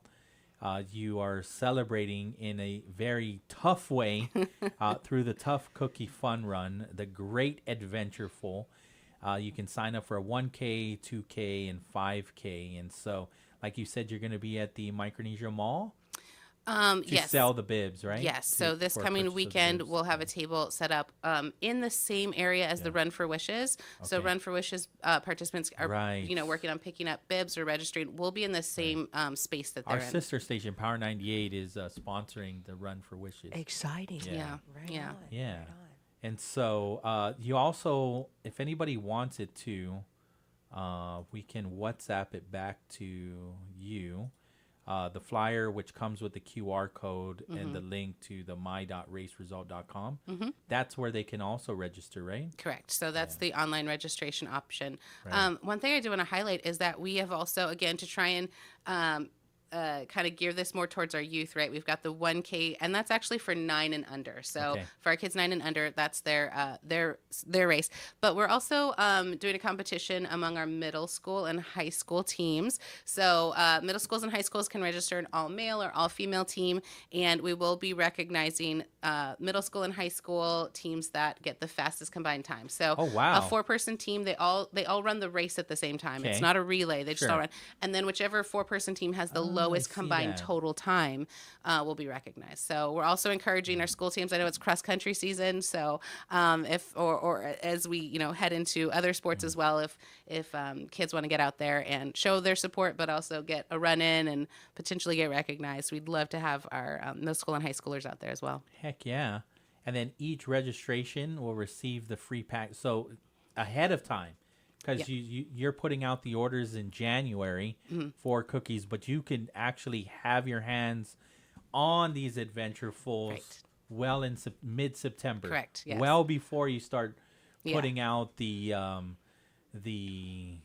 registration form to purchase in bulk, right? Correct. Yeah. Yeah. So every registration. So you don't even need to race 5 times. That's Just race true. 1 time. Just buy 5 bibs. Yes. And every bib comes with an Adventureful cookie Yes. package, right? Yep, that's right. That's yeah. correct. Yep. Very cool. Yeah. September 14th, that's a Sunday.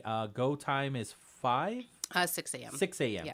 So you recommend people be there, what, no Anytime later between than 5 and 5:30. 5:30 is probably your latest, especially Right. if you need to come pick up a bib or do any of that. I will say that, again, you can register by stopping by our office starting tomorrow. Okay. And we are located on Marine Corps Drive. So if you're driving. Easy to find. It is, yeah. Newly painted, right? Yes. All the cookies are on the walls on the side of the headquarters. Yes. Yeah. So if you're heading north from Donkey towards Kmart, we're going to be on your right-hand side. Okay. Our property is now fenced, and the building is white. But the side of the building that's facing you as you're driving north is the cookie side, and there's a large Adventureful cookie right there on the corner. Yeah. So. What time? We are open from 1 to 5 p.m. 1 to 5. Every Okay, that's really those are really good hours. Mm-hmm. Okay, so from 1 to 5, you can go there, register, buy your bib, and then do you get the Adventureful cookies when you buy the bib or on race day? So we can distribute out of our office the Adventureful cookies. We are still waiting on the shirts, so we can't give those out yet, but we'll definitely get you a bib and cookies. See that? We could actually have our hands on some Adventureful cookies by tomorrow. Yeah. All right. I'm going to put out a little teaser as well. Yeah. So after the race, you will have the option. It looks like we'll have extra Adventurefuls. Okay. So we're accepting donations for the additional cookies. Typically, the cost is $5. So we're asking for $5 donation for any additional packages of Adventurefuls. Wow. That'll be on race day only after the race. We also, I don't know if everybody out there listening remembers, but Toastier cookies, this past cookie season was the last season that Girl Scouts was selling Toastiers. They were in like that lime green package. Okay. They're the shape of a slice of toast. Oh, yes. Remember those? Yes. Yeah. And they're like Cinnamon Toast Crunch. Yeah. We actually have some left. And so we'll have those at the run as well. So I feel like we do have a small little cult following of Toast J fans. Yay! And if you would like to get more Toast J, same thing. We're asking for a $5 donation. We will have additional cookies out there. That will be the last opportunity to get Toast J's ever. So come on out. Come see us. Right. Even if you don't come for the run and you just come to get Toast J's, that is okay with us. Right. And I'm super, super excited. We're going to have a collab that we're doing that features our cookies mixed in with something. So we'll be announcing some other things, some other special fun things about our run after starting next week. So keep an eye out on our social media. You can follow us at Guam Girl Scouts on Instagram and Guam Girl Scouts on Facebook. Those are the best places to have that up-to-date information. But yeah, next week we'll have a couple more. We might see new cookies. Something about that in the pipeline, I feel new like. Cookie Yeah. flavors? Last year we're not doing Toast Days anymore, so yeah. Something's replacing them, Potentially. maybe. It's possible. Okay. But yeah. Come back next week. How long do these how long are they preserved if I never open them up? Because I might want to put them in some kind of time. Well, and that's what some people do. Yeah. As we're getting close to the end of the cookie season each year, I'm time capsule. Buy a case, put them in your freezer, and then just pull one out every month because there's 12 packages in a case. And then you're good till next year. Right. But there's usually a use or freeze by date that's around September-ish. Okay. So, as long as you use or freeze them by September, they're good. I mean, I still have my Michael Jordan Wheaties that I never opened up, so I might put the Toast J's next to them. Look, they used to have these. No one else has them but me. That's right. That's right. I have never opened up that Wheaties box yet. It probably tastes super stale, but I just kept it for the box. Yeah. Okay. People are weird like that. You can keep your Toast J's in the deep freezer for 20 years. It'll be a time capsule, right? Pull them out and see. Yeah. Nice. You know when you're clearing out your ice box. And it's all the ice. Oh the ice filled it up. Yep. Yeah. Unfortunately, sometimes it is some things that I put there a long time ago. Yes. That and some fresh fish that's not so fresh anymore.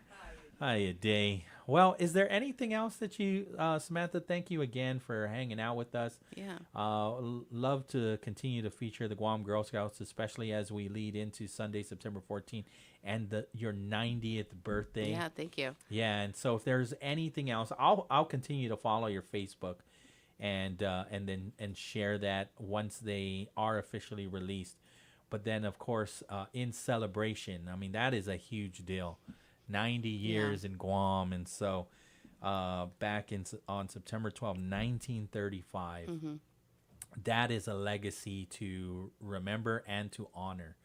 And so thank you for just being a part of it, right? Yeah. And so you've been the director for 2 years. Yeah, and- no, it's kind of interesting being here for the 90th because, like, in some ways, you know, I'm not connected to all that history. I haven't been here that long, right? But at the same time, it's such an amazing time to be here because 90 years is such a testament to not only the organization itself, but the wider community, right? There's no way Girl Scouts could have made it to this point if it wasn't for the support of parents and volunteers, but the wider community as well, because like we do these fundraisers and like we need the support of the community in order to keep going. So I just think it's beautiful that it's a testament to, you know, what a great organization it is. It really meets the needs of our community and our young girls to give them opportunities to be empowered. The tagline for Girl Scouts is creating girls of courage, confidence, and character who make the world a better place. And that's really what our girls do. We actually, a year or so ago, I did another radio interview and I had a high school Girl Scout and she started at a very young age. Her mom was her troop leader. And she's like, I just wouldn't be so like confident in even being able to come do this if it wasn't for Girl Scouts, right? Just all of the experiences that she had gave her the confidence to be able to be articulate, to be confident, to be able to like be like, sure, I'll sign up for the radio interview, you know, like, so it's just neat to see the ways that our community has been impacted by, but also that our community like engages and supports us to keep us going. Were you part of the Girl Scout community before you came to Guam? So for 6 years immediately before I came to Guam, one of my daughters was in a troop, and so she did her troop from kindergarten to 5th grade. She's still in Girl Scouts. She's a freshman this year, and her vest is just stacked with lots of stuff because she's been in it for a long time, and she's also had such a phenomenal experience. Wow. Yeah.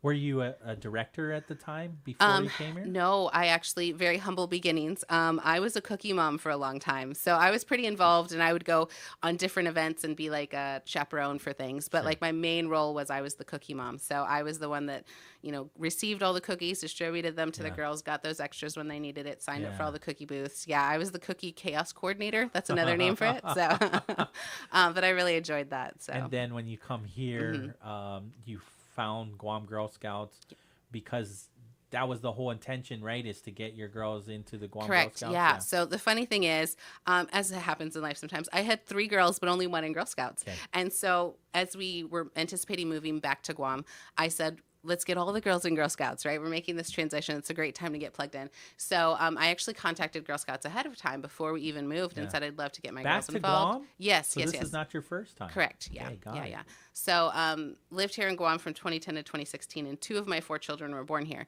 And then we were off island for 6 years and then coming back. So, yeah, I contacted Girl Scouts ahead of time, and they were happy to get me plugged in. They replied quickly. It was great. And then as I started, as we transitioned in, it seemed like the troop needed help with leadership. So I hopped on helping as a troop leader, and then there was a need for someone to work in the office, so I started doing that part-time. And then the director was transitioning out, and so since I was in the office, she's like, why don't you apply for this? I think you'd be great. So yeah, it was kind of a quick transition, but went from being just a Girl Scout mom to a troop leader to working part-time in the office to the director. But it's been a great journey, and I'm super excited to be in this love your role. origin story. Everyone needs an origin story. I love this origin story. Yeah. So how's the office doing with the help from other moms and whatnot, right? And can you share about the impact that other moms have on the organization? Yeah, no, it's great. One of the benefits of having parents, because I've seen moms and dads. That's correct. Yeah, absolutely. One of my favorite times is cookie season because it really does bring out a lot of the parents to like help us with those cookie booths because there's so many cases that we have to unload and bring in and then take back out. And it really is for a lot of families like a family effort, right? Yeah. Like both parents are involved, siblings are involved, like we're all helping and volunteering. But yeah, I mean, all of our troop leaders are volunteers, right? And they oftentimes have other commitments. They're working, but they're really seeing the value of what their girl is getting out of it. So they're willing to invest the time and energy to make sure that Girl Scouts can continue to run in their community and that the girls have a good program. So I will say, I feel like the first year, especially because I started my tenure like the week before Typhoon Mawar hit. So like that was a little bit of it was difficult getting like plugged in and settled when we're all dealing with that. But the first year really felt like just maintain, just keep the organization going, right? There'd been a lot of transition. We're coming out of COVID and then the typhoon. So it was like, just keep things going. But as the years have passed, like it's been really cool to see how because we haven't done a lot of very intentional recruiting because, again, we're just trying to stay like we're functioning, we're good. But it's so cool to see how organically people are like, oh, my neighbor's having such a great experience. I want to send my daughter up for Girl Scouts. So we have been growing organically. And I feel like this year going into our 90th, like we're much better situated to really go out into the community and say, hey, we need troop leaders. Hey, we know that some girls in this community are interested. And so that's kind of where we're at right now. We actually have our first troop leader training this weekend, and we were thinking it would be our only one, but we have a couple of troop leaders who may need an additional like training time, so we may add another one. But we are growing now. We have people approaching us again organically and being like, hey, I would like to help. Hey, I'd like to start a troop here. And if that's anyone out there that you kind of see the value and you're interested, please reach out to us. Facebook, you can call our office. It's 646-5652, and we would be more than happy to chat with you about that. We would love to continue to grow the organization and help, the girls in our community just really reap the benefit and the value of being a Girl Scout. Yes, for another 90 years. Yeah, absolutely. Right? Yeah. Yes. All right. Well, thank you so much, Samantha, for coming in. Yeah. Did I miss anything? No, I think this has been fantastic. Like I said, if people felt like they missed anything, please check out our Facebook or Instagram, follow us there, and feel free to give us a call at the office if you have any questions. You've got some very amazing corporate companies that you're partnering with, right? And so the business community continues to partner up with organizations such as the Guam Girl Scouts, right? And so that's not lost on me about the importance of corporate companies, the corporate community partnering, like the Bank of Guam, like Hafa Adai, AM Insurance, right? You've got Leo Palace Resort, obviously. That's where the 1K, 2K, and 5K is happening. You've got the Guam Girl Scout. Those Sundays? Yes. Is that another? Yes, we're doing a collab with them. Okay. So Who are they? Sundays, they have some really, really amazing ice cream. I actually was at the Tumon Night Market this past Sunday, and they have this really great s'mores on a stick ice cream concoction that was just phenomenal. But you can actually find their ice cream over at Francis Bakehouse. They have a little freezer there. I don't know where Francis Bakehouse Francis is. Bakehouse, Upper Tumon, when you come down the hill into Upper Tumon, if you take a right and then a left, that first little like shopping center right there at the bottom of the hill on the north end of Tumon. Francis Bakehouse. But they have a little freezer there, and they sell Sunday's ice cream pints and the little 4 ounces there. They've got a couple different like flavors that they have all the time, but sometimes they'll do special flavors, and it's possible they have special Girl Scout cookie flavors. I see a whole logo that's like dedicated to Guam Girl Scout Sundays. Yeah, we've been working on this collab for quite some time now, actually. Is that the collab you're talking about? Yeah, that's one of them. Yeah, okay. Yeah. So, but yes, if you come to the race afterwards, you can get a cool sweet treat. Yes. After the race. The Guam Running Club, they are amazing. Yes. We're so Payless grateful for them. Supermarkets. Yep. The Southern Mountain Gear is we've- also partnering with you, right? And Triple J 5-star wholesale foods. And so this is really what it's all about, to be honest with you. It's not the whole community coming together for a great cause. And the Guam Girl Scouts have an outstanding organization here in Guam for 90 years, and we want to keep that going. Yeah, for sure. Yeah. And like I said, we really appreciate all that support. I'm excited really to just grow from here, right? Like we've got this great foundation. I feel like the last couple of years we've really just been making sure that things are solid. So we have a good jumping off point to really just grow. And again, when I look at growth, it's to include more girls in the program, include more families, because really the whole family benefits. There's so many people where the parents come up and just give me a hug, especially families that might have to transition out, right? And they're leaving us, and they're like, this has been so good for our girl. But you know that it's been good for the whole family. Like they've all benefited, right? From seeing all the good things their girls are getting, but they also participate, they volunteer, this and that. So, but yeah, so it's good for the girls and the families, but I feel like it's just so good for the wider community, right? Because like I said, when the girls get those cookie funds, they're thinking about how do we give back, right? So it's creating in them this posture of looking at, not only themselves but looking out and seeing ways that they can impact the community. Yeah, when I think about a legacy of 90 years, I think about the transition too, right? And so who have come before you, who you're going to pass it on to. Right. You think of that long stretch of how many families, how many girls it has impacted in 90 years, and it's just so very impressive. Yeah. And it's very cool to see the people that are behind all of that. Yeah.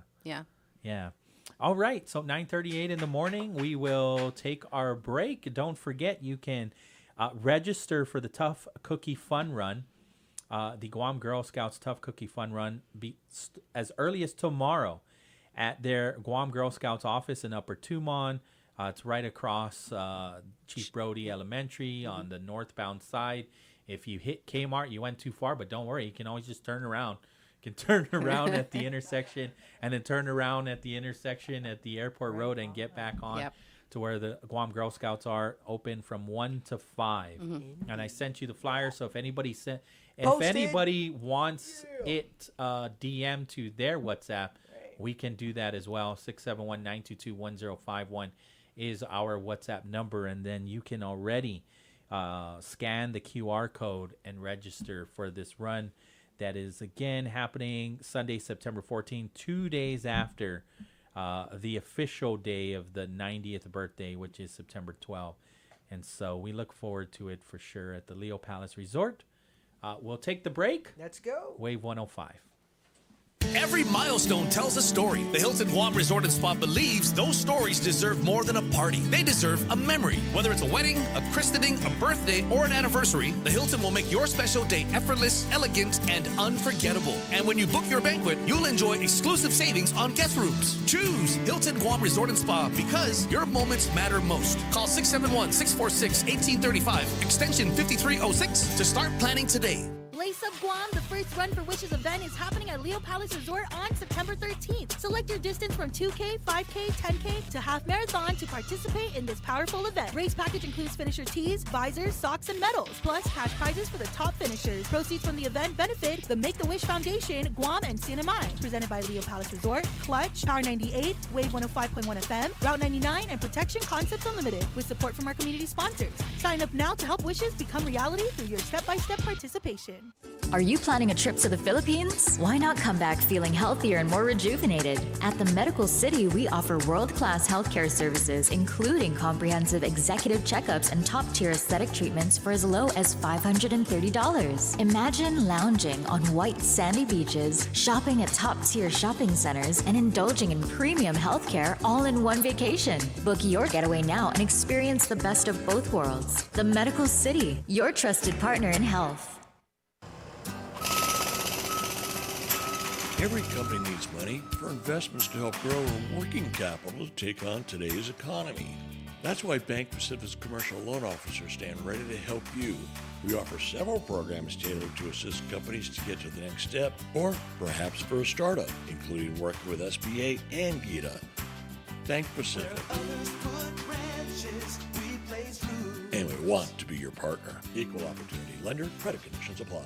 Eat fresh in just a few clicks. Order online at SubwayPacific.com for pickup at your convenience or delivery right to your doorstep. Online ordering at SubwayPacific.com is powered by Good To Go. We deliver. At Subway, you gotta refresh to be fresh. The new and improved Chili's 3 for Me deal is here. Starting at $12.99, get a drink, an appetizer, and an entree. You heard right. You can get a Coke, chips and salsa, and an old timer with cheese for only $12.99. Only at Chili's. Great food and value happen here.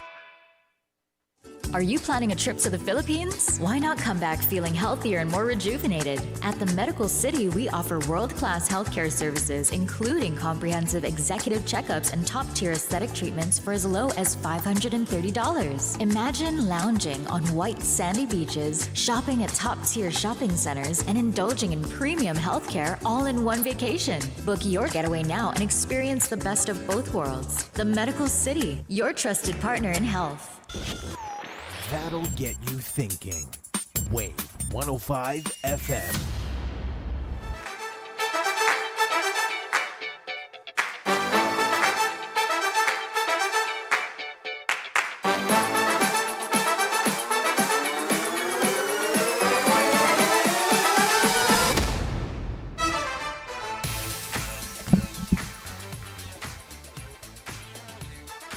Welcome back. No, not the bright side. That's later on. Yeah. Okay, there you are. Okay, It's Mornings with Patti. there we are. Okay, I got the right Rolling with Dice. My name is Pauly Suba, filling in for Patti Arroyo. Yeah, I'm still here. Feeling adventureful. Yeah, absolutely. Dude, I want to try those cookies so bad. Right? I want to try They them look so good. bad. They do look good. Yeah. I'm like adventureful. Yummy. My favorite is still the caramel delights. You're still on that? Okay. Yeah. Okay, ain't giving it up? And no. No. It's Caramel delights it just is. like melts in your mouth. Right? Get Room it, temperature or even right out of the refrigerator. Okay. Right? There's a little bit of a bite to it when it's in the when it just came out of the refrigerator. Okay. But it just melts in your mouth immediately, Nice. yeah. Okay. And then Is that the orange box? Is it an is orange, it orange? box? I don't know. Maybe, I don't remember. I know what the cookie looks like. Heck yeah. All right. We got a warm one on The peanut butter patties, is that what it's called? There is one. It looks like a peanut butter. Yes. No, it doesn't. It doesn't look like a peanut butter. I mean, it doesn't look like a peanut. That's Nutter butter. But it tastes like the Nutter butter. I forgot what it's called. Okay. I think it's called peanut butter patties. It's round. It's a circle. Oh, now yummy. I remember. Oh, yeah. That's my second favorite. Yummy. Who's on the line? All right, we got a warm one on line one. Wave 105, Hafa Adai, you're on the air. Hello there. They're gone? They're gone. Yeah, call back. 671-922-1051 or 1052 is the number. What's on our chat? There's a couple of things. We were just kind of going everywhere. Where did I leave off? Let me just morning, Patti, Dice, and Pauly. Somebody put boo-hoo, LOL. Best morning show ever. Hey, thank you. Robert Barcina's morning, Pauly. Robert, I was hanging out with Robert. He's good people. On Labor Day. Mr. Barcinas. Yes. Okay, nice. Hafa Adai. Yeah, we were hanging out, and I appreciate him very, very much. Melissa Meno, I love listening to you, Pauly. No sense debating. Okay, understood. Benny San Augustine, thank you for being such a good listener, letting people vent. Forgive is to find peace. Benny says you have such a kind heart. And then there was an accident in front of AK. I think we were going through that and sharing that unfortunate situation that happened earlier this morning in the 7 o'clock hour. Benny also says money gaining interest going to who? Fix GMH. Dave says release the remaining ARP funds to GMH to address all the issues at GMH, and governor can continue to seek funding for new hospital. And then, thank Robert Celestial. Thank you, Robert Celestial, for your continued fight for radiation exposure of our people. Thank you, Robert. And then we put the link ourselves for the Dice put it up to learn more about the Girl Scout Tough Cookie Fun Run. There's the link so you can register, and you can go to their office as early as tomorrow from 1 to 5 and register and pick up the bib. They have the Adventureful cookies already that you can get, and so like she had said, with every registration you get a package of Adventurefuls. They don't have the shirt yet, but they'll make sure you get the shirt by race day or on race day, right? Which is Sunday. And then Laura puts awesome show, topics covered. Patti, Dice, and Pauly, keep up what you do. You're awesome. Have a great day. See you back tomorrow. Thank you, Laura. Thank you for always hanging out with us. And then Joe Maulik is on the line. Yes, sir. Not anymore. Sorry, it took too long. But yeah, you can call back. Let me see here. There was a couple other things that I might have missed. Oh, I hear somebody. I hear somebody. Hafa Adai, Wave 105. You're on the air. Somebody's on the radio. And now they're not. That was strange. Is that the aliens? You never know. It Right? could be. It's AI. Coming for us? Or the FBI has been listening this whole time. And we caught you. We caught you listening in, FBI. Hey, my gata. Hey. Yeah.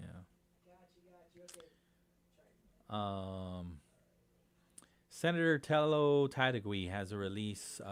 Guam represented the Asian Pacific Parliamentary Council meeting. This was in Taipei, Taiwan. The APPU, again, is the Asian Pacific Parliamentary Union, is a distinguished forum which brings together legislators from across the Asia-Pacific region to promote parliamentary democracy and discuss pressing regional and global issues. She said Guam is proud to serve as an associate member of the APPU alongside our brothers and sisters in the Commonwealth of the Northern Mariana Islands, and we are honored to stand with the 21 national member groups represented here today. Our geographic position as a U.S. territory in the Western Pacific makes us both a strategic hub and a frontline community. We are navigating complex realities, rising every cost, climate vulnerability, and the need to modernize critical systems, all while remaining committed to transparency, fairness, and democratic integrity. She says, in this interconnected region, resilience depends on cooperation. Guam reaffirms its commitment to sharing best practices on renewable integration and digital transformation, participating in joint capacity building with Asia-Pacific legislatures, and advocating for fair access to global funding mechanisms for territories and small island jurisdictions. Through regional cooperation, we can build a stronger, more resilient Asia-Pacific. And so the council meeting had they voted on 9 resolutions. So they call upon the APPU member states to jointly and pragmatically promote marine environmental sustainability and security in the Asia-Pacific by participating in the Indo-Pacific Regional Maritime Debris Collaboration Platform Initiative. They also call upon the APPU member states to share experiences and strengthen cooperation on the sound management of PFAS. They also call upon to cooperate in promoting the establishment of chemical incident response systems. They are strengthening societal resilience and parliamentary cooperation in the Asia Pacific for energy, security, economic stability, and critical infrastructure. They're also calling for a unified regional support from the Asian Pacific Parliamentarians Union for the Republic of Marshall Islands change of circumstance petition to the United States Congress in recognition of the evolving needs and challenges faced by the Marshallese people under the Compact-Free Association, particularly in seeking just and adequate compensation for the ongoing consequences of the U.S. nuclear testing program. Sounds very familiar, right? I mean, this is the whole reason why there's proof that there is radiation exposure in Guam. And so, urging collective advocacy to ensure the timely and effective consideration of the petition in accordance with the commitments made under the compact. There's a resolution on amendments of the rules of the APPU General Assembly submitted by the Japan National Group, and then also a resolution on the stable development of the region, resolution on disaster management, and resolution on strengthening of infrastructure, all submitted by the Japan National Group. Said of these 9 resolutions, 8 were passed and 1 was tabled for the next council. Senator Tadagui specifically supported the resolution submitted by the Republic of the Marshall Islands, who called for a unified regional support from the APPU for the RMI's change of circumstance petition to the United States in recognition of the evolving challenges and needs by the Marshallese people due to nuclear weapons testing. Conducted, look at the dates, 1946 to 1958. That's why it's important to keep it at 1946 for RICA. That's why Senator, maybe not for long. Maybe he might want to run. Robert Celestio. He might want to run for Congress. So she says the Marshall Islands call for renewed U.S. accountability is just and urgent. Changed circumstances reveal deeper harm than previously acknowledged, environmental, medical, and cultural. Supporting this resolution honors truth, justice, and the enduring resilience of a people still healing from nuclear legacy. Congress must act with fairness and compassion. She said, though diverse in language, size, and systems of government, we share common aspirations in this assembly: peace, prosperity, and people-centered governance. We each understand that the real resilience is not only built through physical infrastructure, but through strong democratic institutions, regional trust, and cooperation. That's Senator Tello Taidagui. She sent some pictures, too, of her there as well in Taipei. 9:54 in the morning on the other side of the CBS News. I mean, obviously, I'm getting out of here, making some room for Guam Police Department, right, for Cop Talk. Yes, sir. I see one of the Islet brothers, Landon's here, and I don't want to steal. So that's what you can expect. So Landon Islet is going to be in. I don't. It could be a number of things, because Landon's an expert and an advocate and gives back to the community in so many ways. So we could be talking about circles around the sun. Have you seen it? So Farron Tyron, I never had the opportunity to talk about this because there was always something else. But he told me one day, sometime last week, to look up into the sky. Look up in the sky, and you'll see something very cool. There's a rainbow around the sun. Wow. So that's it.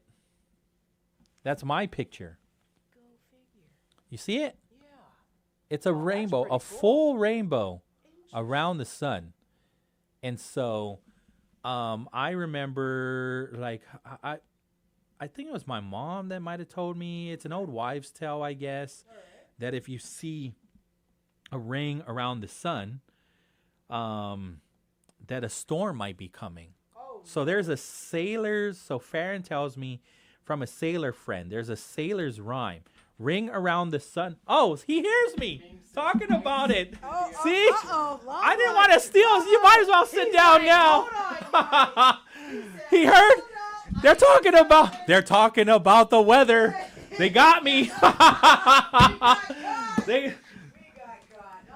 He couldn't help himself. I didn't want to steal you from Norm and Alista, but he heard me talking about a ring around the sun. I saw a beautiful photo being held up to the camera. Yeah. So what is this? It's not to scare us, right? No, it's definitely when you have a lot of ice particles in the atmosphere, high up in the atmosphere, and that's what we have with these cirrus clouds. Yeah. And when it does just snow in Guam. Thin layer of cirrus up there. It's very cold, and it reflects the sunlight, and it's beautiful. You can see the halos, you see sundogs, all kinds of atmospheric phenomena. Farron is the one that told me, look up into the. I'm like, I don't want to look at the sun. I'll go blind. But I use my camera as a filter, right, to take the picture. Still, my eyes were still kind of messed up, but not as bad. Yeah, don't look at the sun. Even with the clouds. The full rainbow around the sun.